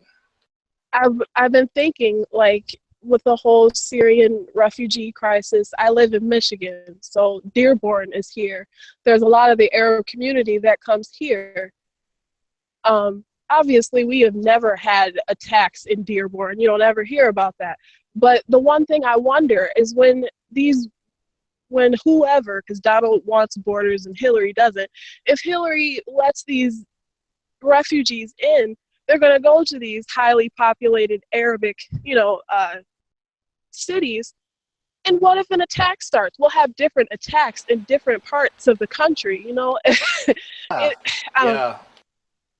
It's a pretty scary situation. And it's not even what if the city of Detroit needs. Yeah, it's not even what if, it's when. Sorry, there's a delay. I hate this. I'm sorry, I'm stepping on you here a little bit. I just wanted to say that it's not even what if, it's when, because there will be those kind of attacks. Because look at what's happening in Europe right now. Look at I don't think it's Norway, maybe it's Sweden. Yeah, look at Sweden, and look at some of the footage people are putting out. People are putting out footage from the refugees, these horrible camps, like in the middle of streets and stuff, and all the crime. But those videos keep getting taken down by YouTube. But people are trying to put that stuff out there. I've seen I think it was Germany. I think there's this rise in crime. Women are getting assaulted constantly, all these different things because all these refugees get to come in. I get the need for helping other people in crisis. I get that, but there has to be a way of like seeding through the bad things or something. We're in a really difficult time in our history, and it's almost like we're just waiting. It's almost as if the world is just on pause and we're just waiting for something. I love that. We're waiting on a hero, and some of us know that we're waiting on Christ. I believe that, right? And the world's ready, and just like you said, because they're going to be given the anti-Christ, and the world has to be at a point where it's ready for it. And I think that's why we're seeing all this corruption, this crazy election, the refugees, all the the walls are coming down. So it's the new Tower of Babel. America, the world, Earth is becoming a new Tower of Babel. Go ahead. I can't count how many times I've heard you say in a video that the veil is lifting. And at this point, it's almost like the veil is lifted. Yeah, exactly. I should probably start saying that, but I agree. Yeah. Basically the only thing that's left now for the veil to be all the way lifted is if we just start seeing demons walking down the street. That's literally the only thing that's left. And what's crazy is that I say we are. I say we are. I've done some videos on this. I'm sure you've seen them. I want to do some more because the activity is growing. We got these shows on TV again that are all about mass demonic possession and exorcist and all this. And in the real world, we're having an increase again in these people taking off their clothes and growling like monsters and having the strength of 10 men and biting people. and Yeah, they're yeah. coming in, right? They're looking for There's just increase hosts. in everything. I've noticed something else too. In Detroit last year, I think it was last year, they put up that Baphomet statue downtown or whatever, and I've said it, and a lot of my friends have said it too. A lot of people have noticed this. Since they put up that statue, there is just not just a lot of crime in Detroit. No, there's a lot of crime towards children in Detroit. Ever since that came up, I feel like Oh man, no with surprise. the statues that they keep putting up, they're putting on curses around these cities. You know, they put up that Ark of Triumph or whatever. There's, you know what I mean? It's I the do. more demonic up, the more curses they keep putting on everybody. I actually did a video. I did a video from Oklahoma when I was living there, talking about how even Oklahoma had changed in all the years I'd been away, because that's where they tried to put up the, the what was it? Not the Ten. Oh, they wanted to put the Baphomet statue up there next to the Ten Commandments. So the Yeah, state, right. the capital took the Ten Commandments down. So I actually filmed from there. I showed where it was removed. And then I did another video while I was out there, because Oklahoma's under attack with all this stuff, because it really is the Bible Belt in the heartland. It's in the middle of America. And then they had that black mass they did at not Lloyd Noble, but downtown. And I went down there and filmed the people protesting. But so I know exactly where you're coming from. I've seen this growing for years, and this is why I definitely cover it as much as I do, because you're right, man. That veil's been ripped. I mean, they are out. I saw a thing in the news the other day. They're trying to do a satanic after-school program for children to match the Christian program, right? Yeah. I don't really know how they think that is actually going to work, but but I see there are people actually fighting against this, so that's a good thing. Because it's not. I know this is just not. It can't be accepted. You can't go around say you're going to teach fifth graders about Satan. It just makes no sense whatsoever. But it's only a matter of time before it's mandatory, like the whole bathroom bill thing. My boyfriend's daughter, she's in second, third grade last year. She comes home like, Daddy, I hear they're trying to let boys go in the girls' bathroom. And we had to sit and explain to her about the bathroom bill and what's going on, because she had no idea. You know, she doesn't know what any of this is. You know, it's the most difficult thing. She looked at the cover boy, cover girl thing. The kid who was transgender and now he's a cover girl, cover boy. I can't get my pronouns right today. You're right. I'm with you.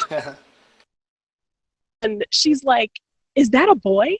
And we're like, "Yeah." And she's like, "He's wearing makeup." I'm like, yeah. The fact that we have to explain to her that time's changing, but it's more than just times changing. It's weird things being accepted. It's weird.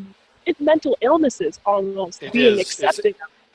It really is living in the age of anything goes. I saw an article the other day. It was called "The Rise of the Beauty Boys," and it's young men that aren't gay, but they just like wearing makeup. So, and that's, again, we've all seen this coming. Hunger Games showed us this as well. Hunger Games showed us the man bun before there was a man bun. I mean, well, before they called it the man bun, which really sucks, because I have long hair and I actually wear my hair in a bun, right? And what sucks is I try to keep it low, because I don't want to be looked at as trendy or something. Or, oh, he's wearing a man bun. You know, he's like Leo DiCaprio. It's annoying. And so even that gay agenda, again, just keeps destroying anything masculine, you know, because originally you could wear a bun and it was fine. But now it's like, you know, anyway, go ahead.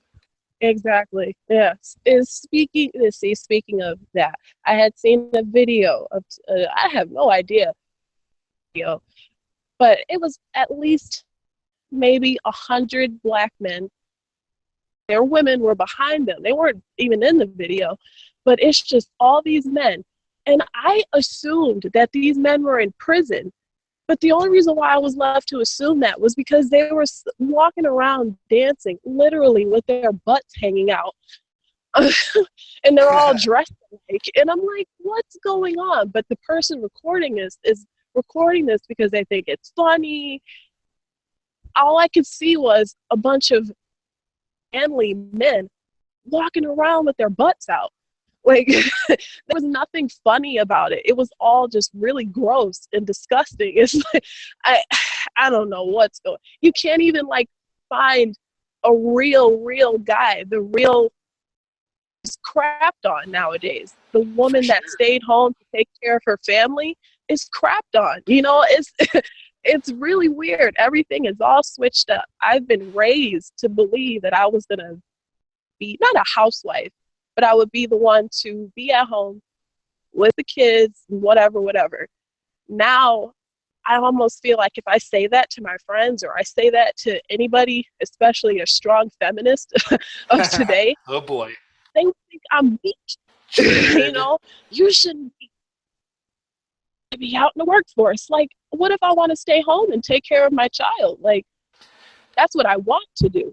That's what I was built to do. But for some reason, Well, that's not did you right. hear that article I read in the beginning? I don't know if you heard the beginning of the show or not, but there was The pornography thing? right. Yes, Well, yes, see, yeah.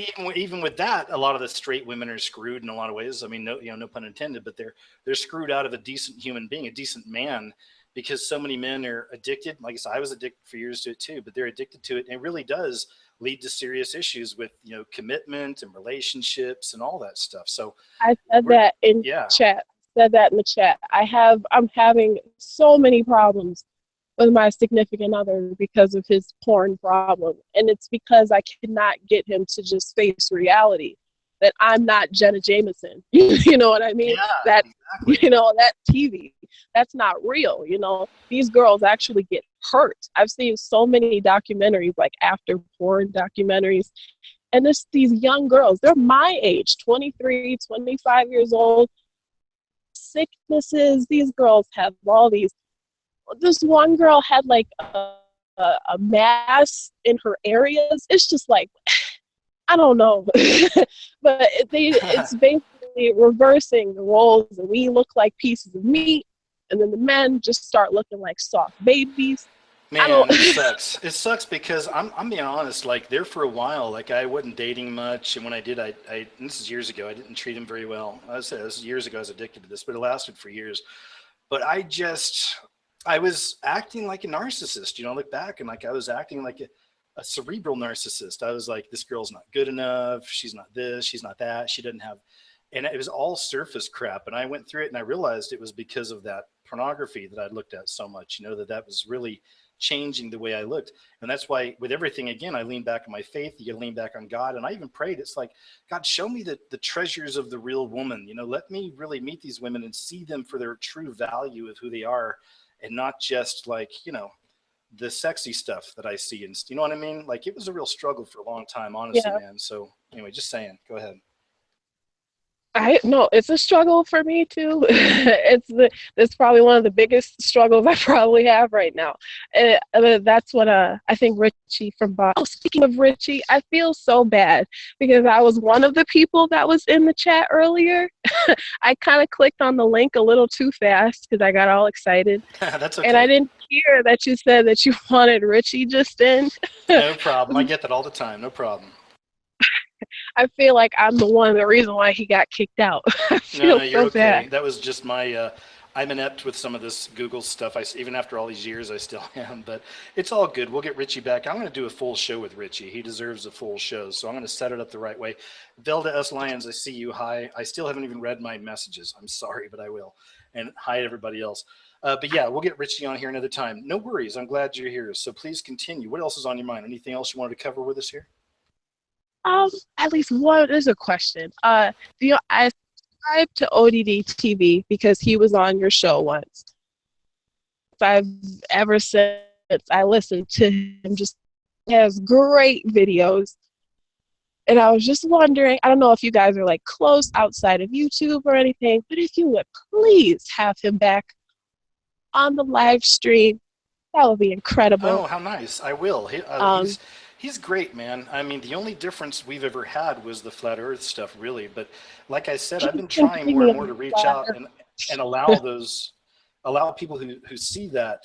There's not many, but I trust him. I trust Nicholson. Doesn't mean that I'm into it, or it's not even something on my radar. Like I said, God bless these guys for looking into it. I hope we can prove it someday. Until then, I'm just doing what I do. But I would love to have Odd on because he's multi-talented. You know, he's a rapper too. Have you heard some of his music? Yes, he is. Yeah, I think he has a wonderful voice for doing these kind of videos. I think it's you, ODD, A Call for an Uprising. A lot of specific people I feel on YouTube just have a specific voice for doing these. It's not scare the crap out of you and then give you no solution. It's real, honest fact. And then there's an actual solution after everything. I think that's why I like watching you guys' videos, because I watch Alex Jones and I totally feel hopeless. I know. I can't listen So, to him for long either. I mean, sometimes I will because he's entertaining. He's serving his purpose. I'm not worried about if he's a psyop or not because I know truth. You know what I mean? And I know when there's some stories he does I like. Some of it I'm like, the guy, I feel like he's acting. But then a lot of his people he has working for him I like, you know? So, I mean, it goes back and forth, but I feel you. Sometimes, like I've mentioned before, he's the one that initially woke me up with his Bohemian right. Grove footage. And I was scared to death for that first, at least year. I was really like freaking out. I thought that it was just done. It was over because I was listening to him every day, and you can only take that so long. They're coming to your house. They're kicking down your door. They're raping your wife. You're crying like a child. I mean, I was going cuckoo, cuckoo, like that first year with some of this stuff, but so. And here we are almost 10 years later, and we're still here. Exactly. Birds Yeah. are still chirping. Go ahead. I think I saw him for the very first time on, do you remember, I don't know if you were still here, they had Jesse Ventura, Conspiracy Theory with Jesse Ventura. Yeah, I've seen all of them. Yeah, I think I've seen like the first good seasons that were allowed to come on TV. And then by the time that they were starting to get to the reptilians and all of that, I don't think they wanted to show that on TV for some reason. And they just ended the show altogether. But Alex Jones was on there a lot. And I was like, oh man, who's this guy? He's so smart. Now, it's not that I do think he's controlled opposition. I do. But he's like in the middle controlled opposition almost. Like, yeah.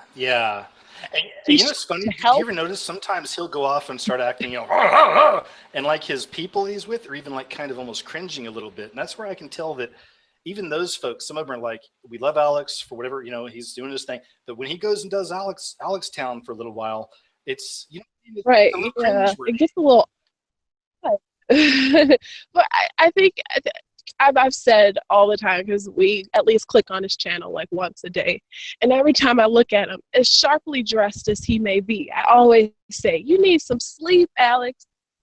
Bags under his eyes. He just looks for real tired. He can wear the sharpest suit in the world and he looks dead tired. Like, it seems like since this presidential election, he's been like working overtime almost so he can get it across. Well, it's funny.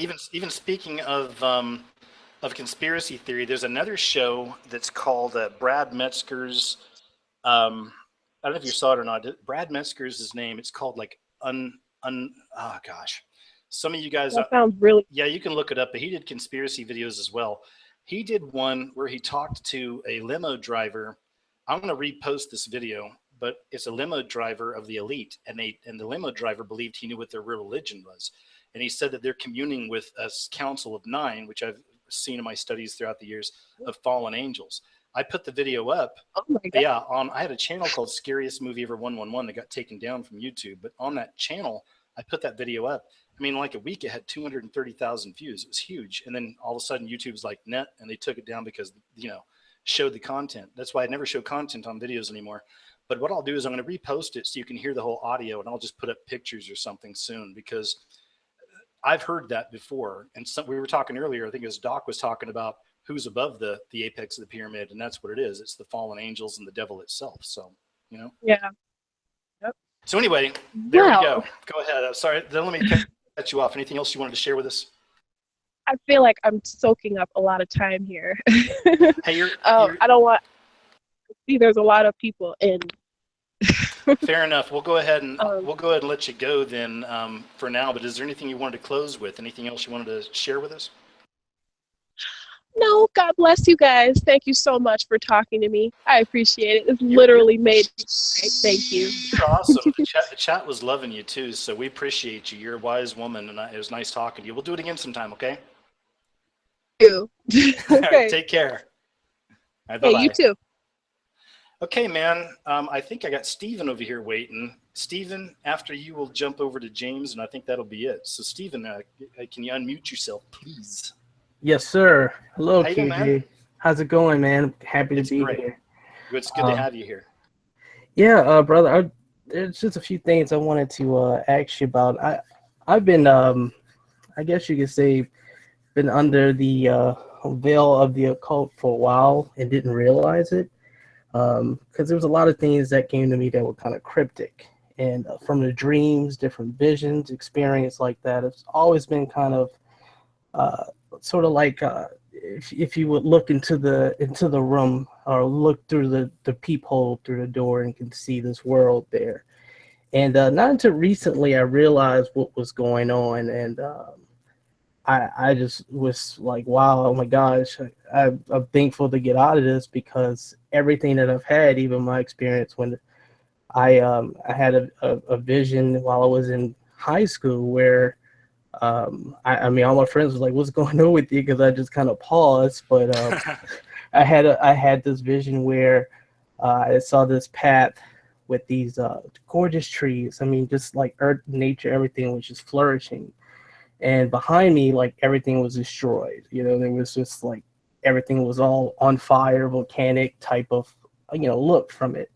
And I can just walk. And I remember walking up to this altar, and the voice told me, and voice was like, choose your path. And I remember looking down, and one side I had this silver and golden armor with this sword, and I can look in the back and I see, I think, these angels flying in the background. They had armor too, they were just flying there. And then I looked over to my left side, and I had this black armor with this red inscription type of writing on there, and there was these armies of these demons just sitting there all over, just like billions of soldiers just waiting for my command.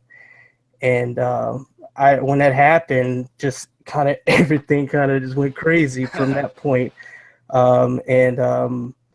It took me a while to even mention it, because I felt like, okay, people gonna think I'm crazy, whatever else. But things I was able to see at that time, I still couldn't almost believe it. And I mean, I grew up in the church and all that too, and I kind of knew what was going on, but I liked it at the same time. But I didn't like it because I knew what it meant, and I just was like, okay, if I'm seeing these things, these demons now in the darkness, in the shadows, and in people everywhere I go, and whenever I see them, they kind of bow to me at that time, like like whatever your command is, and I'm like, okay, so am I being offered to be a part of the Antichrist, or what's going on? And then I didn't realize until later that I was offered. To me, I felt like I was offered to be a general for the upcoming army that was being built. And I mean, this was, let's say, probably what 20 years ago. 20 years ago, wow. Yeah, and again, I didn't know what all that meant, and I just kept going on, and until one time I was going upstairs at my house, and I heard a voice, and the voice would just say my name. It was really loud and commanding. It was like, Steven. And I remember kind of ducking and getting down to the stairs. And I was like, is my parents calling me? I'm like, my dad, is he calling me? What's going on? And it stopped. It all stopped. And I realized, I felt that was God calling out to me to shake me out of it. But ever since then, I've always kind of been kind of separated. And even my dreams, I would have these dreams about things that would go on, and they weren't just like your normal, like out-of-worldly type dreams, where you're in the dream world or you can't really remember. This is stuff I can remember, things that happened in my dreams started happening in real life. And I was like, okay, this is kind of weird.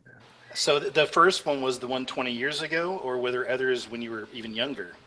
Even younger, there were others too, and I just thought it was just cool stuff that happened. I mean, even as a child, I still remember dreams I had when I was 3 and 4 years old.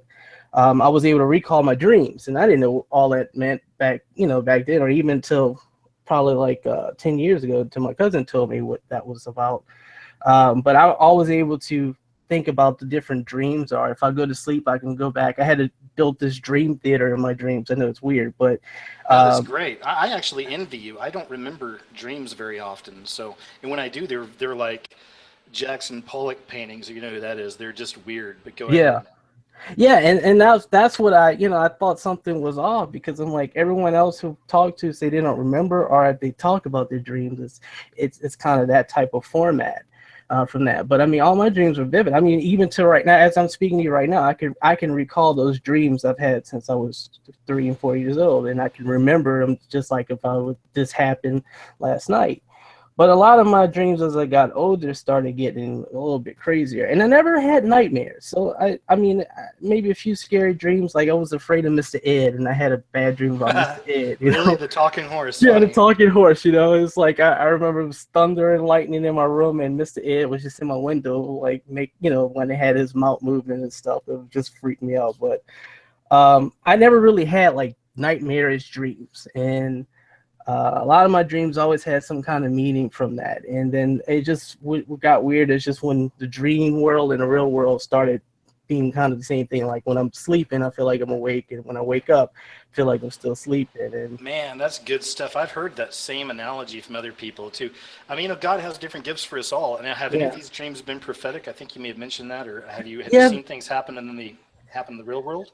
I have when I was younger, a lot of that happened, and it kind of went on to where I would, you would say that I might have been daydreaming or whatever else, but a lot of times this stuff would happen because I would always say deja vu, and it's like, man, you have at least 20 deja vus every 2 days or something, and I said, I don't know what's going on, something's wrong. And I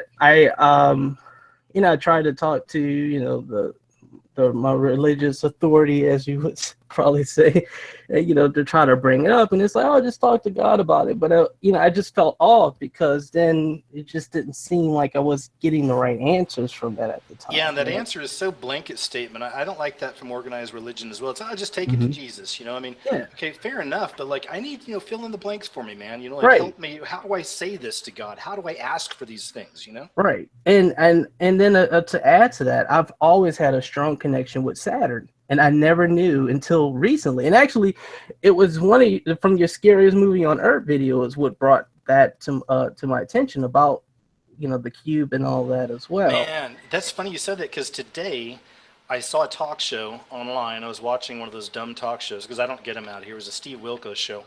But I remembered, maybe it's the same video, but I did a video on that KJ channel about another talk show where it was like they do here's the results of the paternity test. It was all like horrible news in front of the huge hexagon of Saturn, purple and everything. Oh, wow. You may not have seen that, but I was saying this is what they do. They're literally funneling all that evil energy, that dark energy, the sadness, the depression, the hate, the lust, right back into Saturn.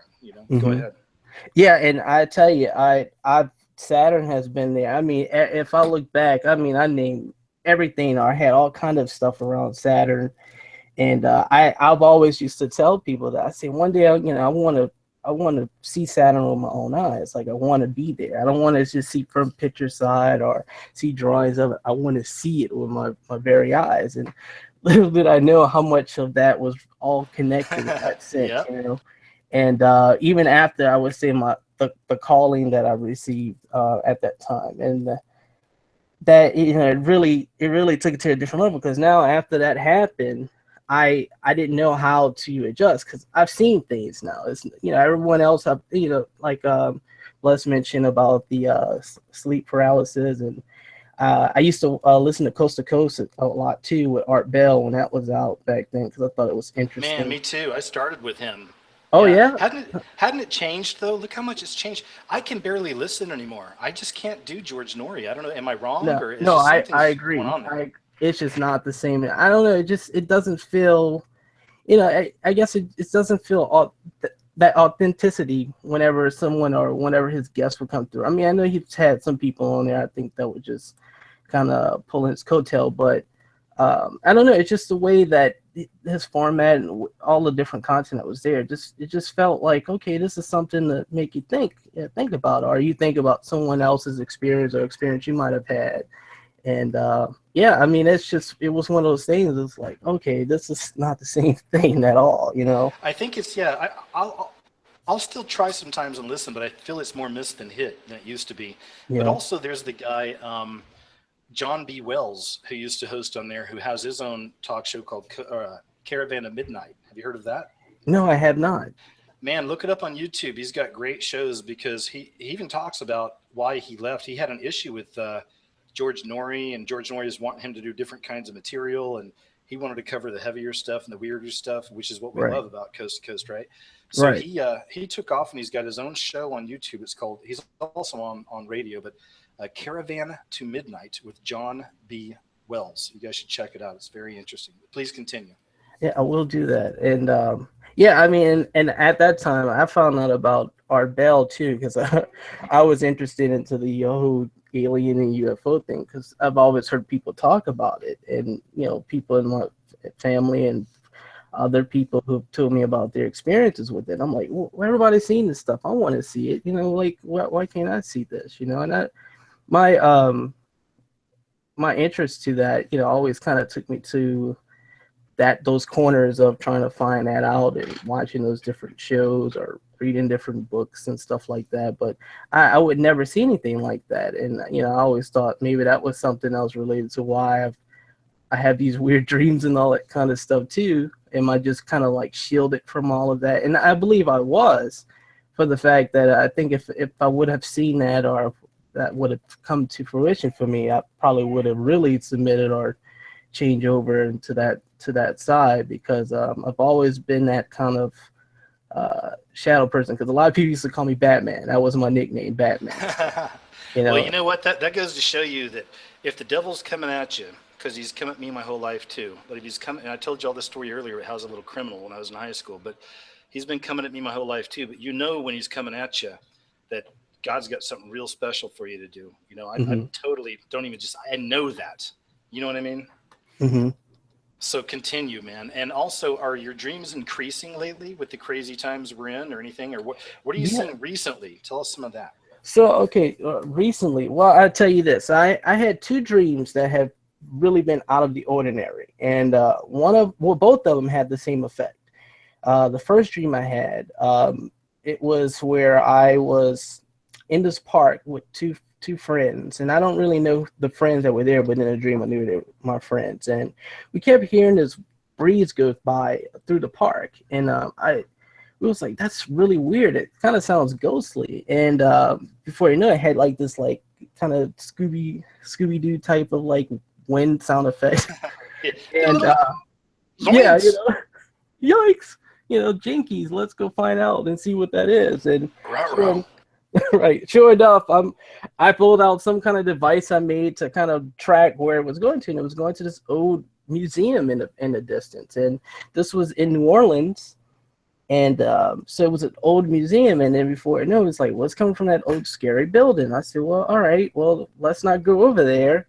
And I turn around, and then my whole family has this family reunion, and they're going to this tour at this museum that I didn't want to go to. And I looked down, and I had the little matching shirt and stuff to say I'm part of the family reunion too. And I go there, and I'm seeing a lot of relatives that passed away. So I'm seeing a lot of relatives that passed away just as if they were still alive. And one of my cousins I was really close to, she was really like, when it came down to the scary stuff, she wouldn't even get close to. So I remember walking in there with the rest of my family. It's like this waiting room area. It kind of had this old western-y type feel to it, and sort of like this whole, like the Disney staging or amusement park staging sections where they have like the little pieces of artifacts of what the whole theme is about. And I said, oh man, I said, y'all crazy. I want to go to this creepy thing. And I walk outside, and then that's when I see her, and she's telling me, and I said, why y'all not coming in? And I noticed a lot of the other ones were the ones that had sort of like that whole like spiritual or that type, they would see things or stuff, and they would say, no, we're not going in there. So I said, all right, well, y'all scared? And I'm like, you know what, I'm going to go see what it's about. So I go in there, and everyone's gone. So I'm the only one. So I say, oh, they must have gone ahead. So I'll go up ahead, and then there's the two ways to go to the next section. And there was one that had a doorway, but looks like a little room with stuff in there and a little candle on the right side. And then there was another room that it goes to on the left side. So I said, okay, well, I'm going to go to the left side. And there's that left side. And then I go into the room, and there's this beautiful tall, beautiful woman dressed up in this white clothing, and it kind of reminded me of the whole Westworld thing too, because I know you did that about Westworld, which I want to talk to you about as well. But Cool. she was crying, and she had this distraught type of face, and she was telling me, she said, "You shouldn't have come. You shouldn't have come." And I was saying, "What?" And then the whole room started to shake, and I fell to the floor, and she was on the floor too. She's like, "It's coming, it's coming." And I say, "What's coming?" And I'm like, "I can't move." And I started shaking in there, and I felt like something was trying to hold me down from that. And the closer it got, I started shaking, and then it actually woke up shaking. And I was like, "What in the world was this?" Now I'm awake now. I'm not dreaming anymore, and I'm still shaking. And there was this tone, this sound that I remember hearing that was like a woo, woo, woo, woo, woo, and that's what I was still shaking from. So knowing how I am with dreams, I say, you know what, I need to find out what that is, because this sounds familiar and I want to see what it is. And I tried to go back into the dream, and I did have that ability to go back into to dreams before, and so I tried to go back into the dream, and I get kicked right back out again with the same shaking. And So, after man, that, I was freaked out. I'm sorry. I want to jump in. That's really interesting. So you've been able to go back into old dreams. Did you know? And I wish I knew the tribe, but there's a tribe of people, and you could put a tribe teaches children fight in dreams or something like that. But there's a tribe of people, and I read this way back. I just get these glimpses of these old stories that literally teach their children that they can combat in dreams, they can fight in dreams, they can conquer their nightmares. But please, this is great. Go ahead. Yeah, and I could tell you from other dreams like that. Once I've realized where I'm at, and it's that type of dream, I will be able to change it. That's kind of why I did like that movie Inception a little bit, but I didn't like it because it was so much other, like, I see, kind of negative feel to it that catered to the side I didn't like. But Do you think the top stopped or did it keep spinning? no, it's still spinning. It didn't stop. All It's right. still spinning. And but yeah, so I after that I was kind of nervous about that type of dream, because I was really shaking as in the waking world. So I had the best explanation I can give to it was when maybe I felt like something was trying to possess me or take over my body, and I fought it. Now this was actually the second dream, the one that actually really shook me up. The first time it happened, it was really light, and I got kicked out of that one too. But it was kind of weird because it was an old building. I don't know what it is with old buildings, but it was an old building, and they were trying to lock up, and no one wanted to stay overnight with that. So I tried to run out, and I ended up taking the stairs versus the elevator, and I ended up in this old abandoned like hotel lobby. And I remember looking where the elevators were, it just looked like something that hasn't been used in like over 100 years, and it was really dark, and this darkness just started getting closer, and it had that same type of effect, that sound and that feeling like that, and it was like that. And when I broke out of it, that's when I woke up from it, and I was like, that was really my true first time trying to find out what it was, and I went back in it. That's why the second time I wanted to see what it was, because I didn't understand, like, what is this. And that's really the only dreams I had that really shook me up. Everything else has just kind of been like things are not what they seem to be, as far as how we look at everything. Like, as far as everything we're taught now is just completely wrong. And How old are you, if you don't mind me asking? You look I'm really young. I'm 30. No way, man. Dude, Yeah. what's your secret? You look like you're 18. I don't know, man. I Seriously. guess it's in the Well, genes, man. that's what I was just going to ask is, like, with your knowledge and what you know, how are you dealing with people your age? But even at 30, you're still in the millennial, right? I guess that still falls in millennial. Yeah, I just kind of, yeah, it's kind of like, yeah, I'm in that or whatever. I don't consider myself one, but yeah, it's there. But yeah, I tell a lot of people find it interesting, but at the same time they kind of fear it. They're afraid to venture into that, because either they see it as kind of like hocus pocus, or they think it's occult base, and there's a lot of occult stuff going on, man. just as far as like how things are accepted. I mean, they had these kava shops now in the area, and I'm in New Orleans too, by the way. So Oh, I can no be. way. I'm in a Really? real Okay. creepy city, and I remember before the hurricane, there were voodoo shops here. So What do you know about Nicolas Cage and his occult connections out there? Anything? I don't really know too much about that. I mean, I wouldn't doubt it because there's a lot of celebrities that have places here that are in the French Quarter area and different places like that. You really won't know. You really wouldn't know about it unless you knew someone who was one of their caretakers for the houses. I had an old friend, a girlfriend back in Oklahoma a few years ago, but she moved out there and she's an artist. I think she's left there since, like in the last couple of years actually, but she was out there for years, man. And Mhm.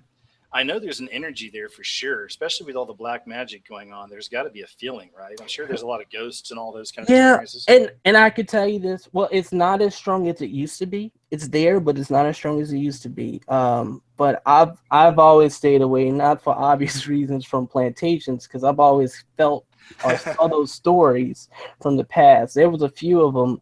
One of them was the Laura plantation that had a lot of horrible things that happened there as well.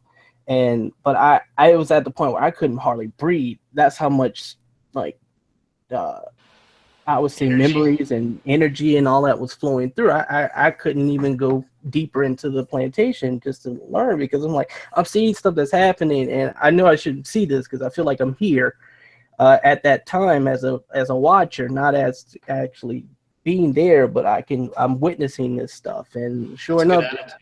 there was a few of those stories that they were telling that match, and I saw the memory happen before it actually happened, and I thought maybe it was just I might have read something subconsciously or something. I've always been trying to find excuses to see why I've had this because I try to take things and look at things logically, but there's just some things you just can't do that with. You know? Well, you believe in God and all this. And I mean, Yeah. do you feel about Jesus? Do you have Jesus in your life or any of this? Or Yeah, and I would tell you, I've had a huge disconnect with Jesus too, just with a lot of things that has happened in between that. Now, I mean, all of that has been reinforced and connected back, and of course, good. it's always a struggle. Because Sometimes you got to fall away. Sometimes, man. I mean, yeah, it's like the whole, if you really love it, set it free. If it's meant to be, it'll come back, right? So, yeah, man, a lot of us have done that. I'm with you. Go ahead. yeah. I was mad at God many years ago, for a lot of different things. Go ahead. And it was the same thing with me because, like I say, when it came down to my dreams and stuff, a lot of these dreams I would have, there was just stuff with people I would meet. I've actually had 3 dreams where I felt like I've actually experienced. I'm not married or anything, and I've never experienced what we call that type of love yet. And I do take love as a serious thing. You know, I don't think Hey, don't you think that's common in the millennial generation, though? I did a video on that. I mean, I did a video on that, but really, man, like, I mean, the narcissism has risen, all the pornography, of course, all the Yes. digital stuff that they're all into. It's like we don't know what love is, and even some of Right. us Gen Xers, I'm right there on the edge, but we have that. Some of us have that too. You know, it took me years to try to, again, you learn what love is, right? Right, and I always felt like, you know, because I've watched it. I watched many just say it and take it as a grain of salt and think it's just like a cheat code in some sense to get what you want. And I never felt that way. And I tell you, those dreams I've actually had that experience with it, but I didn't know what it was. So I say, well, Yeah. I guess that is right because it's unexplainable. And even with those dreams, it was one of those weird dreams yet again that the women that I met in the dream, they weren't actually all the same, but they were kind of the same in that sense. But it was just after all events that happened, like I couldn't shake it. Like I couldn't shake it. People would walk and see me in my office staring out my window, and they're like, "You okay?" I'm like, "Oh yeah, I'm fine." You know, it's like, "What's going on?" It's like, "It's just a dream I had." And it's like, You know, "Oh, a good way to get them out of the office is just to turn around and they'll be like, "Are you fine? Are you okay?" You'll be like, "Yeah, I'm just thinking about the Illuminati." I've Usually actually that'll- done that too, and that scared the Good. crap out of a few people too." Yeah, just thinking about the Illuminati, all the connections. You know, Yeah. we're all under mind control. How are you? Right. But keep going. Sorry, man. Go ahead. Oh no, no, you know, yeah, it was definitely one of those things that kind of took me out of it, and I was trying to explain to the as we call the elders about what I was feeling or what was happening. It was like, man, who did you meet? You in love? I'm like, what? It was a dream. It was like, well, that means God must be preparing you to receive her. I said, oh, what, am I ready for this yet? I don't know. Oh yeah, I think, hey man, you know what? I love where you're going with this. You realize you've got a gift. You realize that it's coming even more to fruition, and that there's a reason there. Maybe you don't know what it is, but man, I love it. Just as Bruce Lee would say, be like a leaf on the water. Just keep flowing with it. Let the Holy Spirit guide you. It's gonna be great, man. You got good stuff. Keep going. And I'm glad you said that, because that's really what I have come to flow, because I realized after those experiencing dreams, I've actually kind of, because I knew about where things are going, and that that all things will come to an end at some point in time. We won't know when it happens, but all you can do is be prepared. But I tried to stop it, because I always felt like I had a role in some way and somehow. I didn't know how, but I mean, a lot of the dreams I've had have always shown me this, of me contributing to something that really would change the game. And then of course with that stuff that happened earlier with, I felt like Lucifer was offering me the olive leaf to be part of his team. That didn't make things easier, as it would go along, because you have all these people run up to you. I've had the random people who are the so-called, the vision, not the vision, I can't think of the name of what they call them, but are the clairvoyant type, and they say, hey, there's something about you, and yes, out of nowhere. Oh my gosh. Okay, let me throw this at you. Oh my gosh, this is great. I've asked in the past on some shows, I know I've mentioned it, and again, I've got a lot of shows, so no worries if you don't remember, if you didn't see it. But I'd said, have you guys ever had this experience where you just see a stranger and you feel compelled to tell them something? I've done this a few times. Let me tell you one, man. This was in Virginia. I was still in the military. Before I was awake, I was at a Taco Bell, and there was a kid working at the counter. And there was a couple ahead of me, and they went up there, and I was looking up there at the menu or whatever. And I looked down at the kid, and like I just sensed a glow or something. I just sensed just a great positive vibe off this kid. Yeah, and I had to say something. So I get up there, and you don't want to be weird, or creepy. So how you say it. But anyway, I'm ordering my stuff, and I said, look, man, I'm just going to tell you straight up. This is going to sound weird, okay? But I just got the craziest feeling about you, that you're meant to do something really important. Do you have like gifts, or do you do something? What's your interest? And he just got this big smile on his face. And he's like, I play the trumpet. I've been playing since I was a little kid. I was like, oh my gosh, man. I don't know if that's it or not, but man, just follow it, man. Like, I go, you're going to do great things, and I'll take 2 chalupas, but but I put it out there to him, and I've done that other times in my life. So I'm with you. And I know other people have done that as well. So please continue. Yes. And that's the same thing here. I mean, it's either happened to me or it has happened to people, because I've met people too that never, I mean, I believe they might have been angels at some time, but people who just were there, I felt like I knew them for, like, I've always known them, but I didn't know them. And they would come and tell me things, or I had one that brought me home when I was in middle school. And I know you're not supposed to ride with strangers, but I could have sworn I knew this lady, and she knew all about me and everything else like that. And sure enough, I was like, yeah, okay. And I felt like I really knew her, and she brought me to my home, and she left. All right, tell your folks I said hello, and she left. And I explained it, and it was like, we don't know anybody like that. Who is that? And I said, what? I have never seen this person before in my life.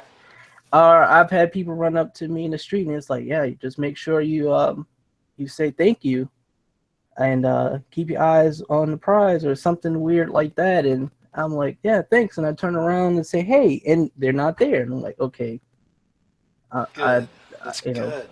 But yeah, it's definitely that way too. And I have seen that before. And yeah, the glow of the aura, especially, I noticed that with not all women who are pregnant, but there are a few women who are pregnant that I've always seen this kind of goldish aura, or whatever, kind of golden aura that comes off from them, even when they're in an earlier pregnancy state, and they haven't told anybody yet. And I just say, this is something about you. You feel like you're bringing life to this world, and I could see it. And they're like, how did you know I was pregnant? And I'm like, I can see it. I'm sorry. I didn't mean to startle you, but okay.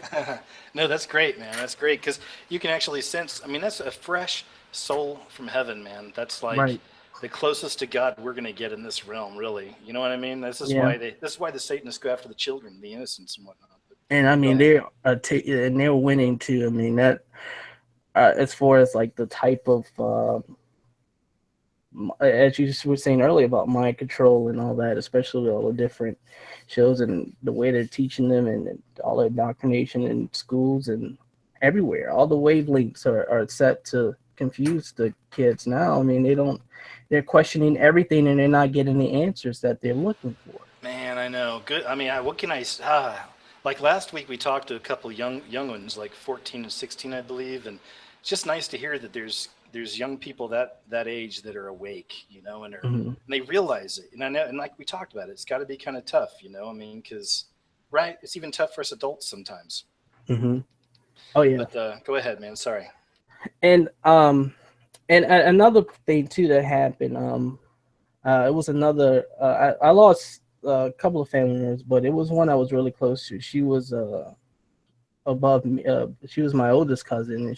She's actually part of the reason as well that woke me up to everything else, where I was able to start seeing things. And she died, and the way she even died, it was just kind of off because it's just the way that happened. And when her death came along, that put me in a dark spot too. You know, I really felt disconnected after that because, you know, I thought I had a lot of stuff figured out, and then it's like, nope, you didn't know anything. Start over. And but she would tell me stuff like that. And one of the things she used to tell me too. Now she would always tell me about her connection with Jesus too. But I know if anybody had a lot of stories about things that happened like that, she had tons of them. And there was a few times where I've experienced it as well, being around her and stuff like that. I was like, okay, this is weird. And one of the things she was telling me about was she had spiritual guides. Now, at the same time, I still feel like this is not. I don't think all these voices or whatever they might be feeling is what it is. But I do understand like the Holy Spirit can speak to you in different ways from that, and you kind of know when it's truly from God speaking to you. But at the same time, this spiritual guide thing is kind of weird to me because I've always been told like, oh yeah, you have a spiritual guide too, and they've spoken to me, and I'm like, I nobody spoke to me See, at that's all. interesting. Now, I've never my take on that is, and I throughout the years studied the witchcraft, studied some of the Satanism stuff, not because I was following it, because I wanted to learn more about the symbols and what's going on, right? But all that being said, you know, there's familiar spirits, you know, with witches and whatnot, and the occultist, and even like when they did that thing or when we saw that Hillary video with the fly landing on her face. Mm-hmm. The obvious comes into mind: Beelzebub, Lord of the Flies, demons. You know, this fly is Right. attracted to shit and whatnot. But I was like, you know what though? I mean, what if that's her familiar spirit? And what if that's just it's the form it took? You know, and maybe all the flies in Obama were his familiar spirits as well. I mean, I don't know, but just throwing it out there. But what do you think? Do you think that having a spirit guide as a Christian is a good thing, or isn't our spirit guide the Holy Spirit? I'm just throwing it out there. What do you think? And that's, you know, that's one of the things that I'm asking God to reveal to me because I'm kind of dealing with trying to know what that is. And I've been told I do, but I don't really have any like spiritual guides or anything else. But I know a lot of people who say they do have them, and they can talk to them just like they have a regular conversation with like me and you're having from that. And there's some that say, oh yeah, you know, they told me this, and when they do, it's stuff that helped them out or guide them in the right direction. I say, okay, this is just weird. It's just something about this just doesn't feel right to me. And even at the time too, like I've been through the phase, man, where I was like reading to astrology, numerology. I found my so-called animal spirit guy, which was the hawk and all that stuff like that, and just the weird stuff from that. I always had this huge hawk that would land on a tree outside on certain days and be staring at me the whole time. And I'm like, oh, okay, this is weird because the hawk Dang. is back. And but it was like, oh yeah, that's your spirit, that spirit guide too, you know. And it's like he Man, did I the, don't know. I don't I'd know. be careful. You know, you do your own thing, obviously, man, but I would Yeah. just be careful with any, you know, because, you know, I believe our spirit guide, so to speak, is the Holy Spirit, right? Hmm. And that's just me. And I know about the occult stuff, a lot of the witchcraft, whatnot, and I know that it's just me, man. Like I said, you know, you're your own man, and you already sound like you're questioning it. That's why you're bringing this up. I Yeah. just be careful, and you'll see once this video is posted, there'll be people talking about this probably in comments and throwing out things and whatnot. But just be careful. That's all I would say about that. Yeah. That's all. I'm not trying to be your, you know, tell you what to do, but go ahead. Oh no, and I'm glad you shared your opinion on that as well, because it's not something that you can easily get, and of course you know that new age type of perspective that's going out here that basically is telling everybody, oh, you know, it's the seed of life and the tree of life and all this, and know about your uh what's all the sacred geometry and all this stuff. And I mean, it can really pull you away from that, and next thing you know, you think you're part of the universe, and the Yeah, universe is all there, you you know. can get deep. You can fall in love with the knowledge. I've talked about that too. We got to be careful not to fall in Hmm. love with the knowledge, especially when you start reading like, you know, Crowley and Blavatsky and reading stuff about Hmm. from Alice Bailey and Foster Bailey and all this stuff. Manly P. Hall, Albert Pike. I can see where people fall in love with the knowledge, right? And that's All the right. danger. But let me do this because I saw Doc Zach said he wanted to mention something to you about something you're talking about. Uh-huh. If it's cool with you, I'm going to bring him on. We'll Oh close yeah, up go with right ahead. that, and then I'll let James come on. He's been waiting patiently for a long time. Some people in the chat have been asking for the link. I'm probably just going to close it out after this, guys, just because we're already over 2 hours, which is cool. I'm good with going for a while. But just, you know, just come back next week. Yeah, come back next week. Start pitching some products too.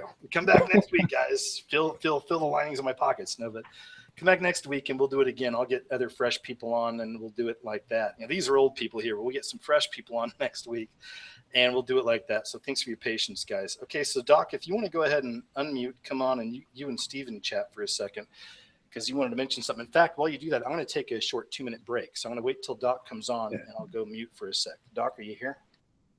Yeah. Hey, go ahead, Can you man. hear me? Yeah, I Yep. can hear you. You and Steven, go ahead. I'll be back in 2 minutes. Thanks. Hey, Steve. Sorry to interrupt. Oh no, no problem. Um, with regard to like I had a similar experience. Are you familiar with like meditation and the Kundalini and that stuff? Hmm. Yeah, with that and Familiar the with whole, that? with the chakras and everything. Yeah. Yeah, right. Well, I got really heavy into let's say this meditation, and I don't know if my third eye really opened or not, but there are things that like I'm sure that different things affect the frequency in your body, and everything is kind of like energy. Like different things from drugs to music to this is my take, but all this Hmm. stuff kind of affects your susceptibility to certain things. What happened to me was I was, as I said, I was getting really into this meditation, and you know, I felt that I really did raise the Kundalini in me. At this time, I was, I was in a really emotional state. You know, younger sister had just passed away, and I was dealing with a lot of stuff. But anyway, I felt as if I was touched, by, not touched, but somehow, say possessed, but Hmm. something was contacting me. Uh, it it it may, from what I think is, it may seem that it's all nice and stuff, and benign, but my conclusion was that you know Oh, he's still there. I'm back. Let me I see. think Doc froze. Oh, did he? Doc, you may have froze up, man. It looks like your picture froze, so hold on. He was just getting to his point, too. kind There you go, Doc. Go Yeah. ahead. but trying to get closer to God and stuff. So I had realized, that everything in this, all this materialistic stuff is not, we don't need it, and this thing is just like a dream, or really cool. It's gonna end really quick, and it's really meaningless. What we have to look for is towards the afterlife. But anyway, what happened was is that I felt like I was touched or whatever. It's not like your head or anything like that, but it's just how when you think of something, it's just in your head. Yeah. So what happened to me was, I was talking, I had started to get away to give away stuff that I didn't have, I didn't need, stuff that's laying around the house, old clothes and stuff like that. But what happened was that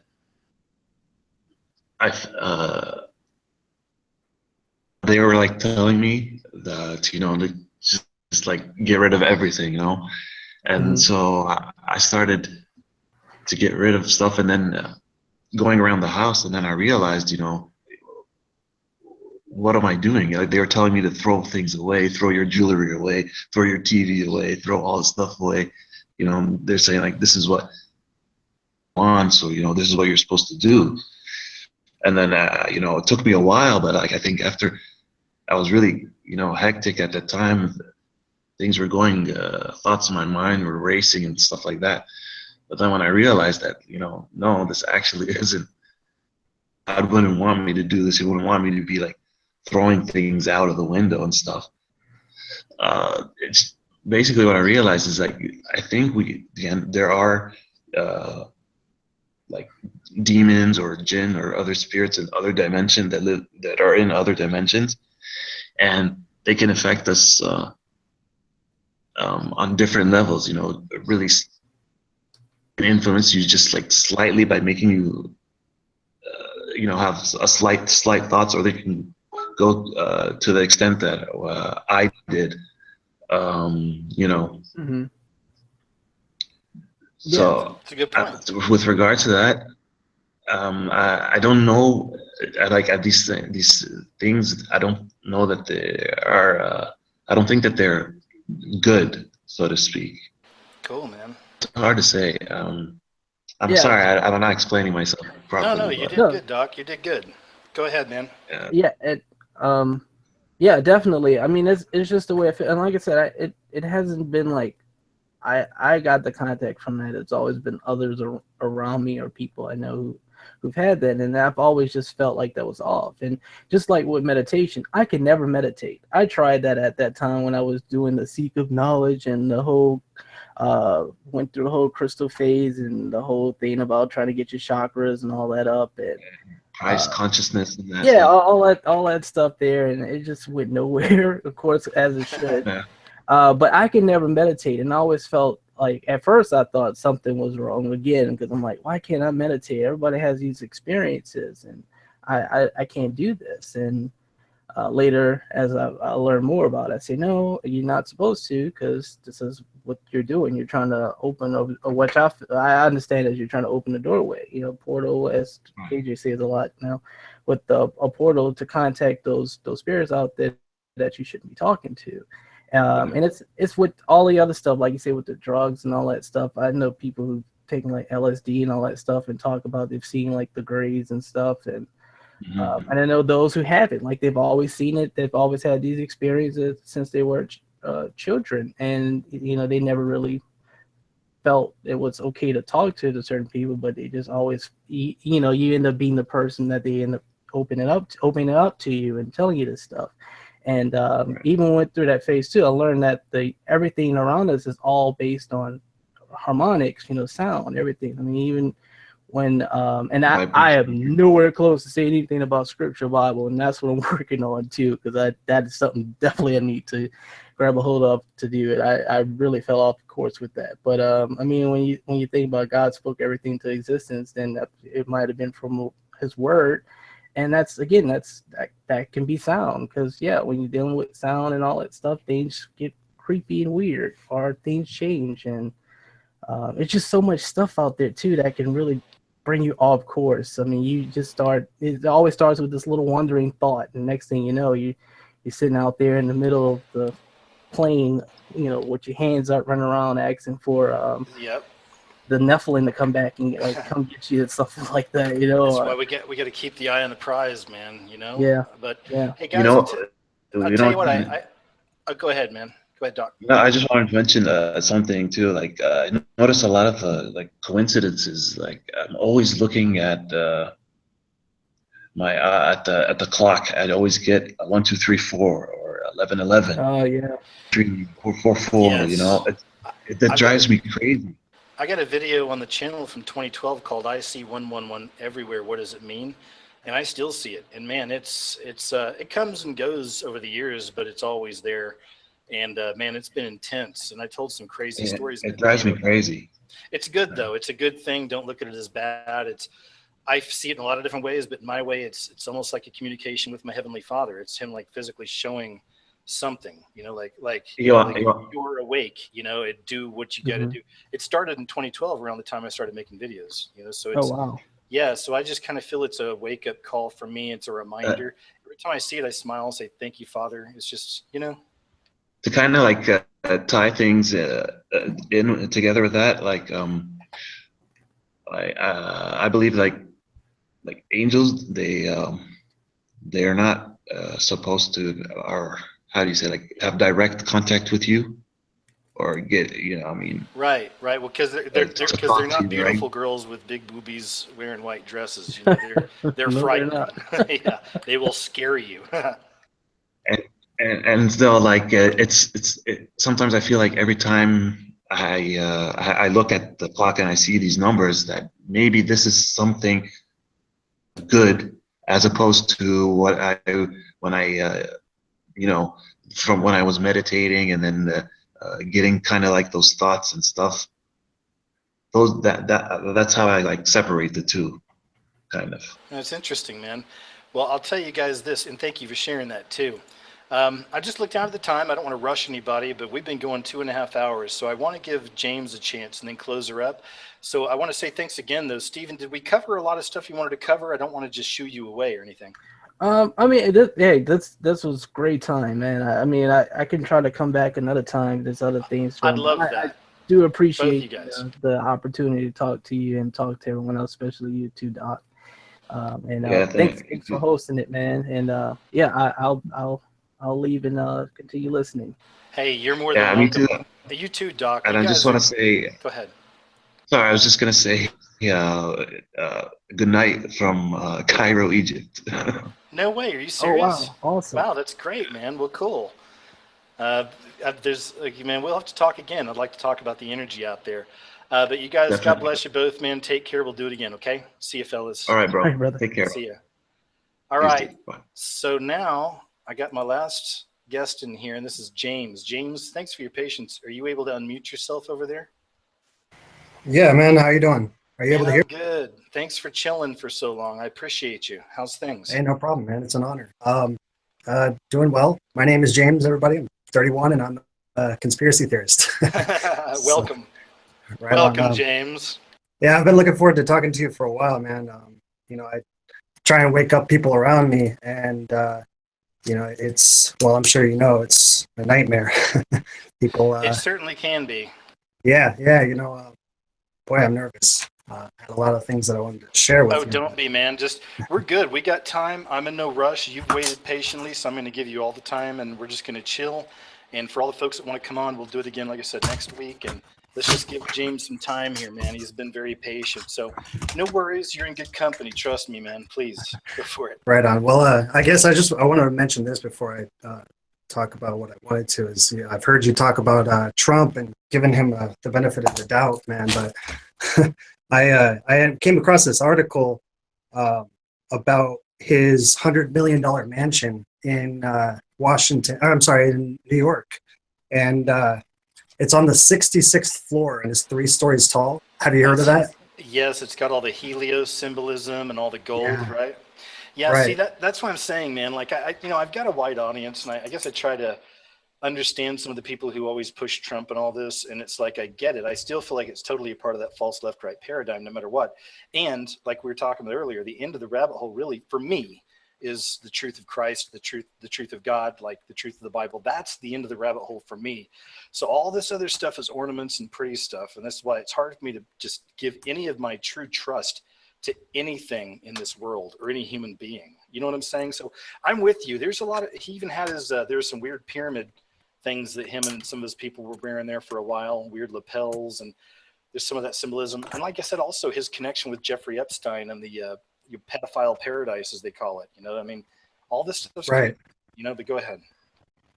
Right. Yeah. No, I definitely had my idols in the past. I mean, I remember campaigning for Ron Paul in 2008, because I thought that, I thought he was at least somebody out there for change. And the more I looked into him, I saw that his daughters were rainbow girls, and there was his son doing, something regarding Bilderberg. I really don't remember, but he's just another one of those puppets. I kind of gave up on having people in this world that I can look up to.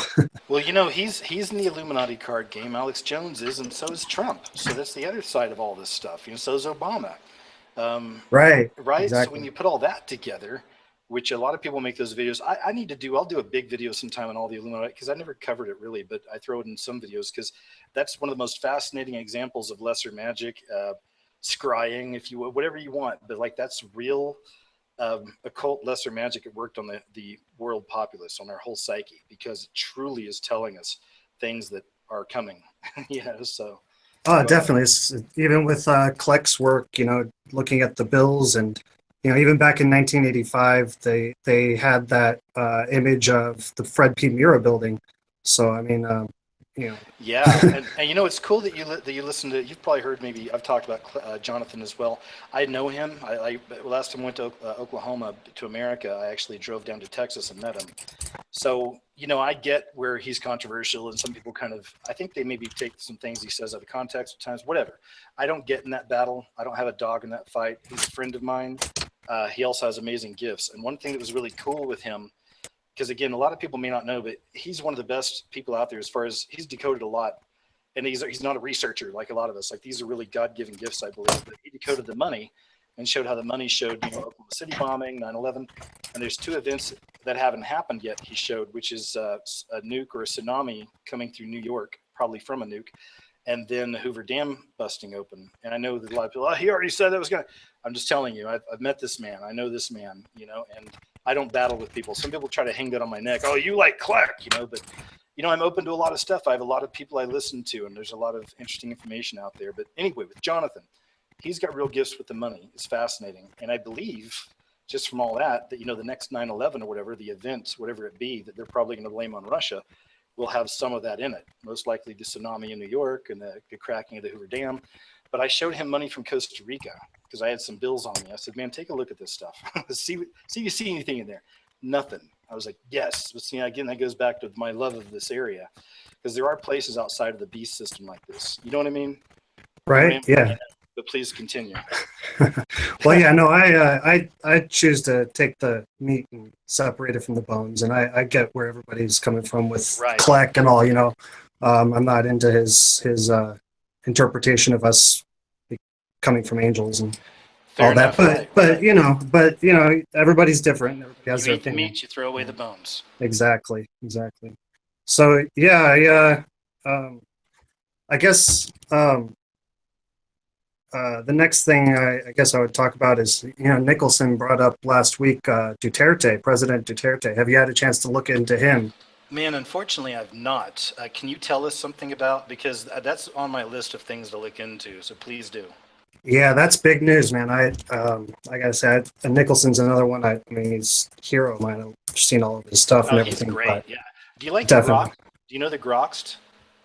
No. Oh, you should check out the Groxt, GROXT1 channel. I've been subbed to him for years. He does a lot of really interesting breakdowns as well. Man, he's interesting. And we've communicated off and on here on YouTube. Really nice guy, really cool. Again, like with everything, I don't buy into 100% of any man or woman and anything they show me ever. It's just me. But you take what you need, you leave the rest. You may hear rascal. Stop it, rascal. It's his bedtime. Anyway, so go ahead, check that out sometime, and please continue. Will do. But yeah, no, what I was going to say was, yeah, I think my fiance is Filipina. She's in Iba in Zambales right now. She's going to school for nursing, and Oh, cool. yeah, I remember when Duterte got in. I think he was elected June 30th of this year. I look at politics anywhere. Anything new comes up, I'm gonna dig. So I saw. He was a mayor of a place called Davao City. It was really I guess you would say war torn type of a place. That was beat up by drugs and the drug trade and everything. And he came in and really turned that place around. But he would execute people that didn't follow the law, people that were caught doing drugs in the town, and he actually cleaned that town up. It was really a big change, and so the Filipino people are really looking forward to his leadership. But ever since he got in, man, I looked up articles that I could find about him. I saw that he's also a Mason. His son's a Mason. His daughter went to Hong Kong for some secret society Weird workings, whatever. Anyways, yeah, he's man, he's compared himself to Hitler on television. He's had 700,000 people in the country actually turn themselves in for fear of getting executed.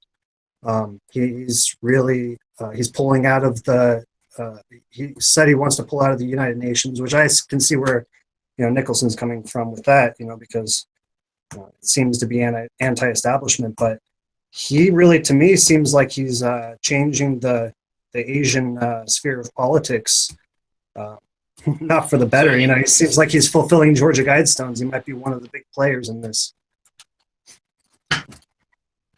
So far, he's killed, I believe, a few thousand people just executed. Wow, really? Over drugs, man. I have got to look at now. Is it all drugs? I don't know if you mentioned it. Is it like from weed to heroin, or is it? Oh yeah, they that country. I mean, they're economically in bad shape. Their opinion has always been, the people's opinion has always been because of the drug trade there.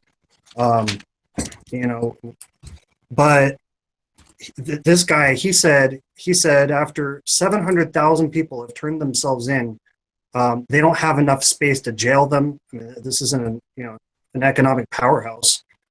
So people have questioned him. He said, yeah, it's true. We may not have the facilities to hold all these people, but there are a lot of empty graveyards. Somebody in chat just said that he's looking to hook up with Russia or China. Have you heard about that? Yeah, that's been in development. He's talked about that since he started, since he got into office. But at first he made it seem like it was just a slow transition away from the U.S., but now it seems like he's really just flipping over to the other side. It seems like he's kind of playing a role for whatever they're preparing for this coming war, if that ends up being the case.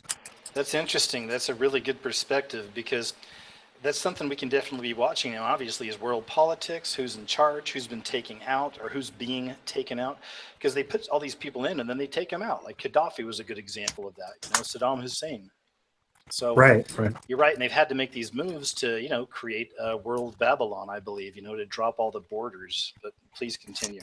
Yeah, definitely. So I would just say, definitely watch out for him, and I'd give anybody thinking about moving to that country a little heads up and a warning to take a second look, man. Because I mean, I'm trying to get her out, and I know the United States isn't exactly the best place, but right now it's looking better. Have you ever thought about Central America or South America? Man, I'd love to, but I have a 5-year-old daughter, and it's a joint custody thing. So I live in Las Vegas right now. I can't, I can't go anywhere. It's kind of locked down, right? But you're right, and it's not the ultimate answer for anybody, because I mean, really, because whenever quote it goes down, like World War III, and then all the all the worst stuff from Revelation. But once it goes down, I mean, everyone's going to be affected. I think there's areas that may be a little better off than others, but regardless, if we're still here, that's the other question. Will we still be here? Will we go away? And if you're still here, that's really a time God's going to show himself. Because I mean, seriously, just in a logical perspective, really, that if we start seeing these real horrible biblical things happening like all around us, and we realize this is it, God's going to truly reveal his spirit to you in the biggest way that none of us can imagine, and will guide us, those who know him and those who he knows. Definitely. And I'm at peace with it all. I've been awake since 2006, and I definitely wasn't. I was another one of those that, went to Alex Jones after finding out about 9/11 and all that, Yeah. but, so I've definitely had my years of fear and, shaking in my boots, but, yeah, I'm at peace with it. And, yeah, it's definitely coming. So. Well, what else is on your mind, man? Go ahead, please. We got some time, please. All right, man. Well, I guess I do have a story about how I woke up. How I woke up to Christianity. I kind of right. Well, like I said, I've been awake to the whole conspiracy thing since 2006, and I've been pretty obsessed with researching it all. And I got into Alex Jones, Ike, some of the other guys. Michael Cesarion. Let me throw this out there. What's interesting I've noticed is that look how much Ike has fallen away too. I think that's a good example of how much the truth has really come out. It's no offense to him, but because I started with him too, and to a degree, and some of these other Jordan Maxwell, some of these other folks, but look how much Ike has fallen away, man. I mean, I think that the truth has surpassed him, because I've always felt he was one of the greatest gatekeepers once I really woke up. And who really woke me up to him was a man who's passed away, God bless him, but Chris Constantine. He was Gorilla 199 is the name of his YouTube channel. Are you familiar with that? I don't know that. No, I don't know that one. But I can say, I was just say, get ready to have your mind even blown away even more. This guy did amazing work, and he just died about a year ago. So go ahead. Right. Well, I definitely know that people like Ike, they can't hold up their lives for very long. But that the truth movement really has split into two factions. It's really the New Age versus the Christians now, as far as I can tell. Yes, great perspective. Right. So, well, anyways, I guess, after looking in every direction, thinking, oh my God, it's the aliens, are they really behind all of this? The Bible, the religion and all of that, is this really just, the aliens? And then, and then I realized that it's, Satan worship. And I still, man, I was an atheist my entire life. I was very skeptical of the Bible. I didn't really click with that at all. And was it more common in your age group with your friends, would you say, also coming up? I mean, were most of them kind of atheist or agnostic? Yeah, man. Well, I was atheist my whole life.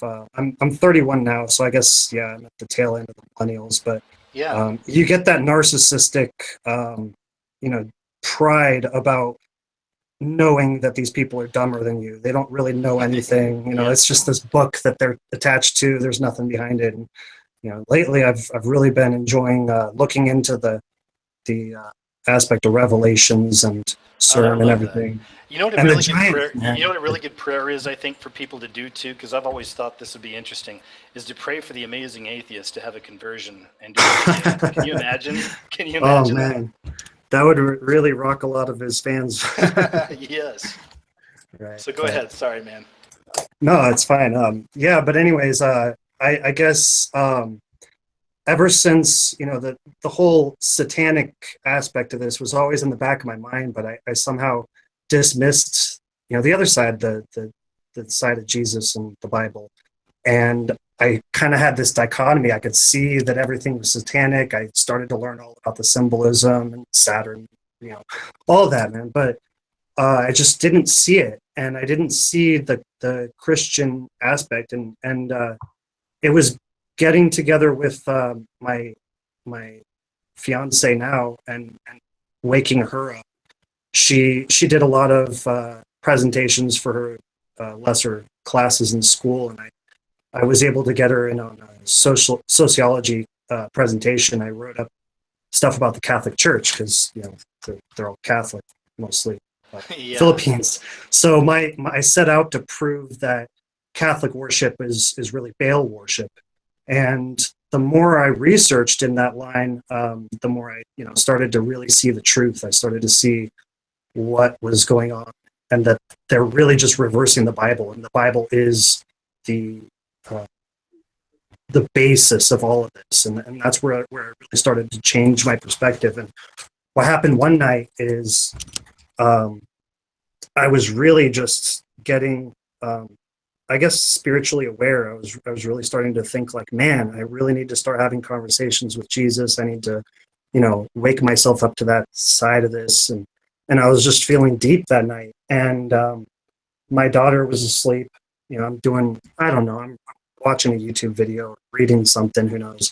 And it's 3 o'clock in the morning. And I guess I should say this.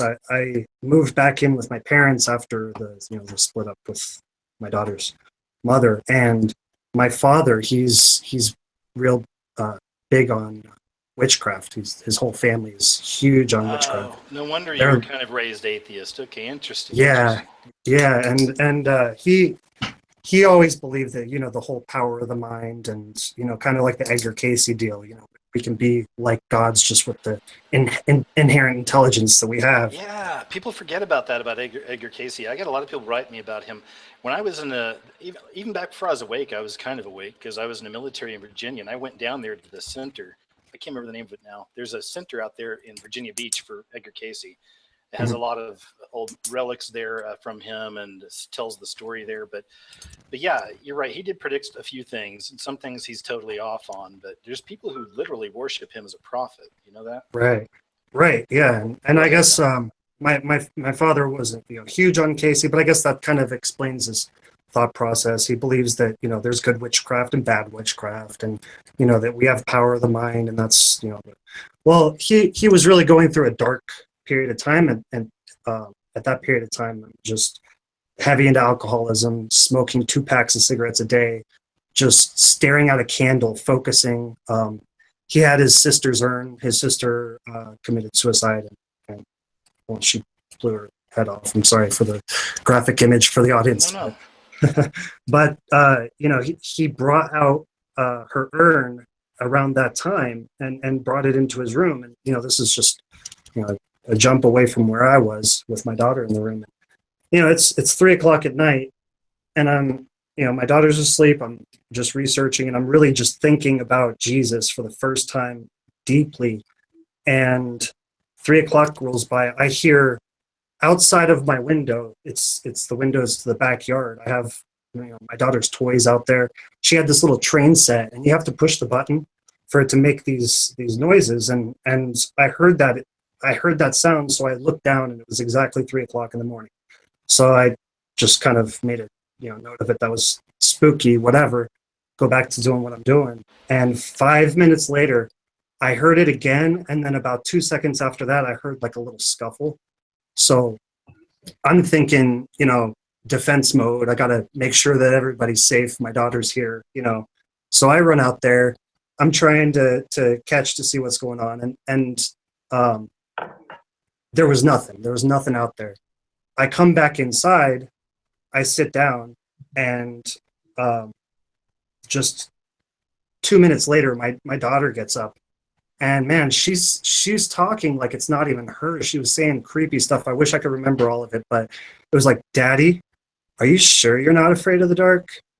And she looked like she was out of it. She looked like she was just, I guess, possessed. Wow. How long ago was this again? Well, she was 2.5. I would have to say about 2.5 years ago. This was when I was new with my fiance. And do you know what 3 o'clock a.m. is? It stands the for witching hour. You bet. So go ahead. That's very interesting. Right. So I'm, at this point, I'm talking to her. I'm trying to, figure out what she's saying, because she seemed like she was out of it, like she was daydreaming or something.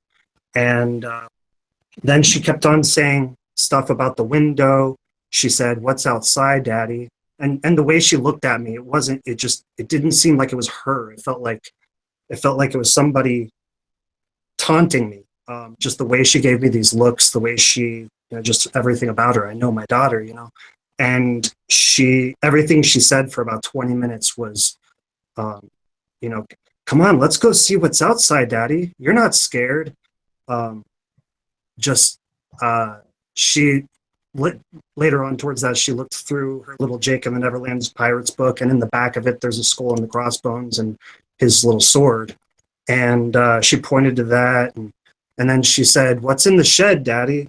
And I mean, the shed's where my aunt's urn used to be. And, you know, that at that point, I wasn't even afraid. I was just really intrigued. I felt like, I guess, you ever see that movie, KJ, the one Exorcism with Emily Rose?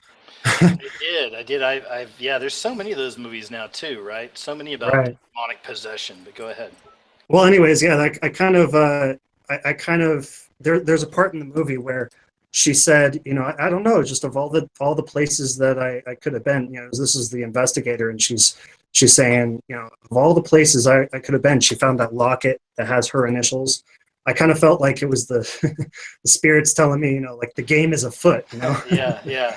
So I don't know. That was my experience to waking up, and I feel like it was, even if it was nothing, or even if it came from some sort of demonic presence initially, it didn't scare me, but it definitely jarred me awake, you know. And ever since then, I really haven't been able to get this kind of thing off of my mind. So that's interesting. Yeah. So that was pretty much your time. That's when you started seeking Christ and reading for yourself, and right, that's when I started really getting into how the Bible relates to this, because like I said before, that I'd spent years looking at the Satanism and, you know, all the scary stuff that Alex wants you to freak out, you know, Alex Jones wants you to freak out about, you know. yeah, But, that's the thing, right? And again, that's why I remember when I first kind of woke up, I had a Facebook. I still have the Facebook, but it's maxed out at 5,000. So when someone leaves, I'll bring someone new in. But I've had it for years, and I used to it's before I made my own videos. I used to share other people's videos on my Facebook all the time, different conspiracy things, whatever, you know, Jordan Maxwell, Freeman Fly, all that kind of stuff. But excuse me. You there, KJ? I am sorry. Hold on. Right on. I'm coughing here. Sorry about that, man. I had a bit of a coughing fit. Let me grab a drink here. Hold on. Sorry, man. Where was I? What were we just chatting about? Oh man, I don't even remember. I know. I was talking about Facebook, about posting stuff on Facebook, but I can't remember where I was going with that. But sorry about that, man. I totally lost my train of thought. I vape sometimes, and it just every now and then it'll kind of kicks me right in the throat. You know what I mean? But Oh yeah. sorry about that. But please continue, man. What was the topic? The last topic you just brought up? Because I think that's what we're just chatting about. Oh man, I was just talking about the experience I had with my daughter. And you know, I had another one. I guess it was just more of a confirmation later on, but I ended up visiting the Philippines last year, or I guess it was early 2015. They have 15. a lot. Don't they have a lot of paranormal, supernatural things? Because there's isn't it La Lorna? Does that sound familiar? I don't know. I was up about 6 hours north of Manila. It was Okay, go ahead. It was near the volcano. I'm not really sure of that area, but I was lucky enough. I had no idea at the time, but it was Holy Week when I visited, and that's the week where they bring all of the saints through the town, and they light their candles, and everybody kind of participates and goes outside and watches the procession. And I found it interesting. They have 13 saints that they had their displays. They brought through 13 saints, and Interesting. that was interesting. And at the last day of the Holy Week was the first of that tetrad of blood moons, and I was not aware of it at the time, but I think it was a Saturday night. It was maybe it was the Sabbath, and this was the kickoff to all of those blood moons that happened last year. The last one ending in September 28th, and I was sitting at the beach. You know, it was after all the processions. It was kind of late, and I was out there with my girl and just looking up at the sky, and I just saw the moon, and I was like, wow, you know, that just looked special. It just looked like something to take note of. So I actually looked it up, and I was blown away because that was the first of some, you know, like what everybody's saying is prophetic blood moons, that, you know, this is the first time that all these blood moons have landed on this religious holidays. And I was like, wow, you know what?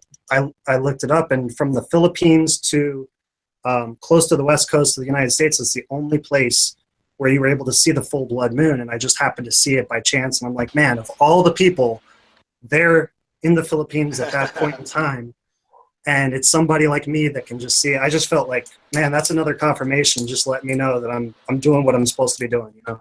What was it like looking at it? I mean, was it staggering? I mean, did it look interesting? I mean, I only saw the pictures online. It was huge, man. It was just you know, you could tell, I could tell it was a different color, you know, kind of reddish, but I didn't really know what I was looking at until I looked it up later, you know. But I definitely, I took pictures, and they didn't come out because, you know, cell phones don't work that way. But it was too dark out. But yeah, it was just a big moon. It was just a really big moon. But it was just interesting because, you know, that was the first set, and you know, this is like the first occultic year where the United Nations is naming everything, you know, the International Year of Light, and now it's the Year of Pulses, whatever. But you know, that's what all the September 23rd thing was all about, in my opinion. Is you know, I was scared of that. That was when I was there. That's when I heard about Jade Helm and all that, and I'm thinking, well, maybe this is it. But what happened that everybody was waiting for was Agenda 2030, and I think it kind of slipped under everybody's radar until after the fact. But you know, Agenda 2030 happened on the 25th. Yeah. And even that's an interesting part of the PSYOP, because it makes us think, oh, we got till 2030 for all this stuff to come to fruition. Meanwhile, you know, we literally see the New World Order being formed right in front of our very eyes, right? Right, and hopefully they're not planning on finishing by 2030, because it says in the preamble of their website says that they promise to leave no one behind. So I'm sure by then. That was creepy. I remember that. You know, man, it's again, we talk about this all the time. What can you do? You know, it's good to be awake. I can't help but show the stuff I show and research what I do. But I myself have had to learn to balance out with having a life. You know, like, you're still here, and we have to live, and we can't be in fear of all these possibilities, because who only knows? You might not even see it. You know, we don't know what's going to happen exactly. And if you do, well, I mean, it could be horrific and terrifying. Okay, given. But, you know, that's where our faith comes in. And this is the whole drive of my channel and all my work. And a lot of you guys out there do your work too, and gals. And same thing is ultimately to drive you to that point where you recognize you have no power in this. You know, we have no power. So we need to surrender. I believe surrender through Jesus Christ, surrender to our Heavenly Father, and build that relationship, man. And you'll find your peace. You'll find your love. You can have a great day every day, you know, and not worry about this stuff. Right. Right. So anyway, Go ahead, man. Sorry. No, I agree with you. I'm pretty much at peace. It's probably a lot of credit due to you too, because, you know, your perspective on it is. Thanks, I've listened to you from the beginning, you know, so definitely. Really cool. Thank you. Yeah. So any other topics you wanted to cover, man? anything else? No, I think that's about it. I guess the one thing I'll mention is that I do try and wake up people around me, and I know that that's kind of a bad way to go about it. I wish I had something a little bit more private on YouTube or whatever, but I'm not really sure how well that would work out for me. You know, being that I have a daughter and I have a job, and exactly. I doubt I'd be able to get the subscribers to be able to sustain myself if I were to do something like that. So I do try and help out people, you know, wake them up in the real world. But man, that is so hard. That is so hard. I know, man. I know. Well, just remember, like I said, that, you know, everyone wakes up at different times and takes different things to wake people up. And we still have to remember that, you know, we still have to live in this world and be with these people. And we still have to, you know, love them and, you know, be patient with them and just do the best we can. And if it starts feeling weird and you get that knot in your stomach and you feel gross about it, then you know you're doing the wrong thing. You know, just get away from it. And like I always say, just be a leaf on the water, you know, and they'll come to you. You know, just keep living your truth, man, and you'll find they'll start coming to you. I hope that helps. It does. I'm a little stubborn. I mean, I've already realized, you know, I'll try and you know, talk to somebody about it, and they'll you know, oh man, this guy's weird, you know, and you know, I'll let time go. Now I'm working with you know, I work in the retail business, so I'm in the meat department at a grocery store, and yeah, you know, so we're right cool, next man. to each other all the time, dude, and I let about 7 months go working with these people, and I don't know what came into me the last week or two, but I just felt like I needed an outlet, I guess. So I decided to try and wake them up. I showed a few of them the Gothard ceremony. I showed them, you know, little clips that kind of showed the weirdest parts of it. and Yeah, good. thought that would hook them. I thought that would hook them, get them involved. And I thought to myself, what would be the next thing that would, really try and, make them look into this stuff more. And I thought of Waco. I thought, maybe if I can show them what the government's capable of, they'll look into the other things that they've actually heard of. So I show them this documentary. I don't know if you've heard of it. It's called Waco: A New Revelation. That's a great documentary for anybody. It's powerful. Yeah. The only problem with it is and I didn't take this into consideration, if you're showing people for the first time, the the first part of it shows the interviews with the Branch Davidians, and that throws people off, man. If they're not into this, they hear the Branch Davidians talk, and they're just like, nope, I can't do this. So, of course, they shut it off. I was like, that's the end of that. I can't talk to them anymore. And see, there you go. Look, we learned these lessons. When I was still in Oklahoma, before I came out here, I went from Austin, Texas to Oklahoma to Central America. Before I left Oklahoma, I ran into an old high school friend, and she's married. She's married now, still is, as far as I know. But they had a nice house with a swimming pool, and they'd have pool parties and stuff, right? So, and I just felt like an alien in Oklahoma anyway, not just from being awake, but from being away from her for so long. I just couldn't connect with most of the people there. So I was there, and I'd try to make the best and try to be around people. I still felt weird because it was all kind of, it's no offense to her or anything like that, but they're all Oklahoma. A lot of them are kind of a redneckish a little bit, things like this, and fair enough. But there's not a lot we could talk about. They wanted to talk about sports and things like this, right? And I don't really watch sports, and you know what I'm saying. So you had to be careful. So one day I took my phone out at the pool. And there's 12 of us all hanging out at the pool and stuff, and I pulled my friend's husband aside and said, he was like, "Hey man, what is it you're doing?" He was asking. She said that she had told him I run a YouTube channel. I said, well, check out this video. This is some of the stuff I covered. This is the video I did where it was Oprah Winfrey's eyes when she was interviewing Tom Cruise. That's 2 creepy. seconds. Yeah, right. They turned her grin looks like a ghoul, and I showed him that, and the dude looked at me like I was punking him. He's like, "What is this?" I was like, "Yeah, dude, check. Did you see that?" Yeah, because it was just like a glitch on the camera or something. And then right there, I was just like, shit, because I could see the other people coming around, and I'm like, I'm about to be that guy. You know what I mean? So I kind of made a joke and whatever, and kind of bowled out of it, and just blew it off the rest of the day. But that was my moment where I realized, man, these are not the people. This is not your crew to be talking to about this stuff. Hard lesson learned. It is what it is. But so yeah, you're right. Look, man, just run with it, and go easy with it. And when it's right, it's right. When the people come to you, they'll come to their teacher. The student will find the teacher. It may take time. It may be tomorrow. I don't know. But you may have multiple students, but they will always find their teacher when they're ready. I believe that. Definitely. Well, hey, man, it's been a pleasure. I just realized we've had a good 3-hour show tonight, so I guess I need to lock it up. I got Rascal pawing at me because it's his bedtime. Hi, Rascal. But hey, man, seriously, all of y'all, all the guests tonight have been a super blessing. You guys have all been amazing. It's been a great show as far as I'm concerned. And I've really appreciated talking to you, James. I hope we've answered some questions, and I hope you enjoyed it. Definitely. I had a great time, man. I can't believe I actually got myself on. Yeah, it was a pleasure. We'll do it again, and take care of you and your family, and I'll talk to you again sometime, okay? All right. Sounds good, man. Thanks, man. See you later. All right, so I'm going to jump over the chat just for a moment. All right, guys and gals and everybody. Guys is always inclusive for me, but hey, everybody, thank you all for being here once again. I really appreciate you, obviously. Like I say, I get some of the best ideas for videos sometimes, the best pieces of the puzzle you guys will add into my videos, things I may have missed. And just the fact that we can have a community of people that we don't have to feel weird, or different. We know there's a lot of us that think a lot alike, maybe not agree with everything, but we're on the same page in a lot of things, right? So that's important, guys. I think that's really important in these days and times specifically. I've been here for a long time doing what I do. I'm seeing a lot of changes. I'm preparing for everything. Like I said, I'm getting my work in some other areas. I'll be finishing up a website finally soon, and I'm just going to start spreading my stuff out there a little bit more, just to do that, and just going to keep increasing my work as well.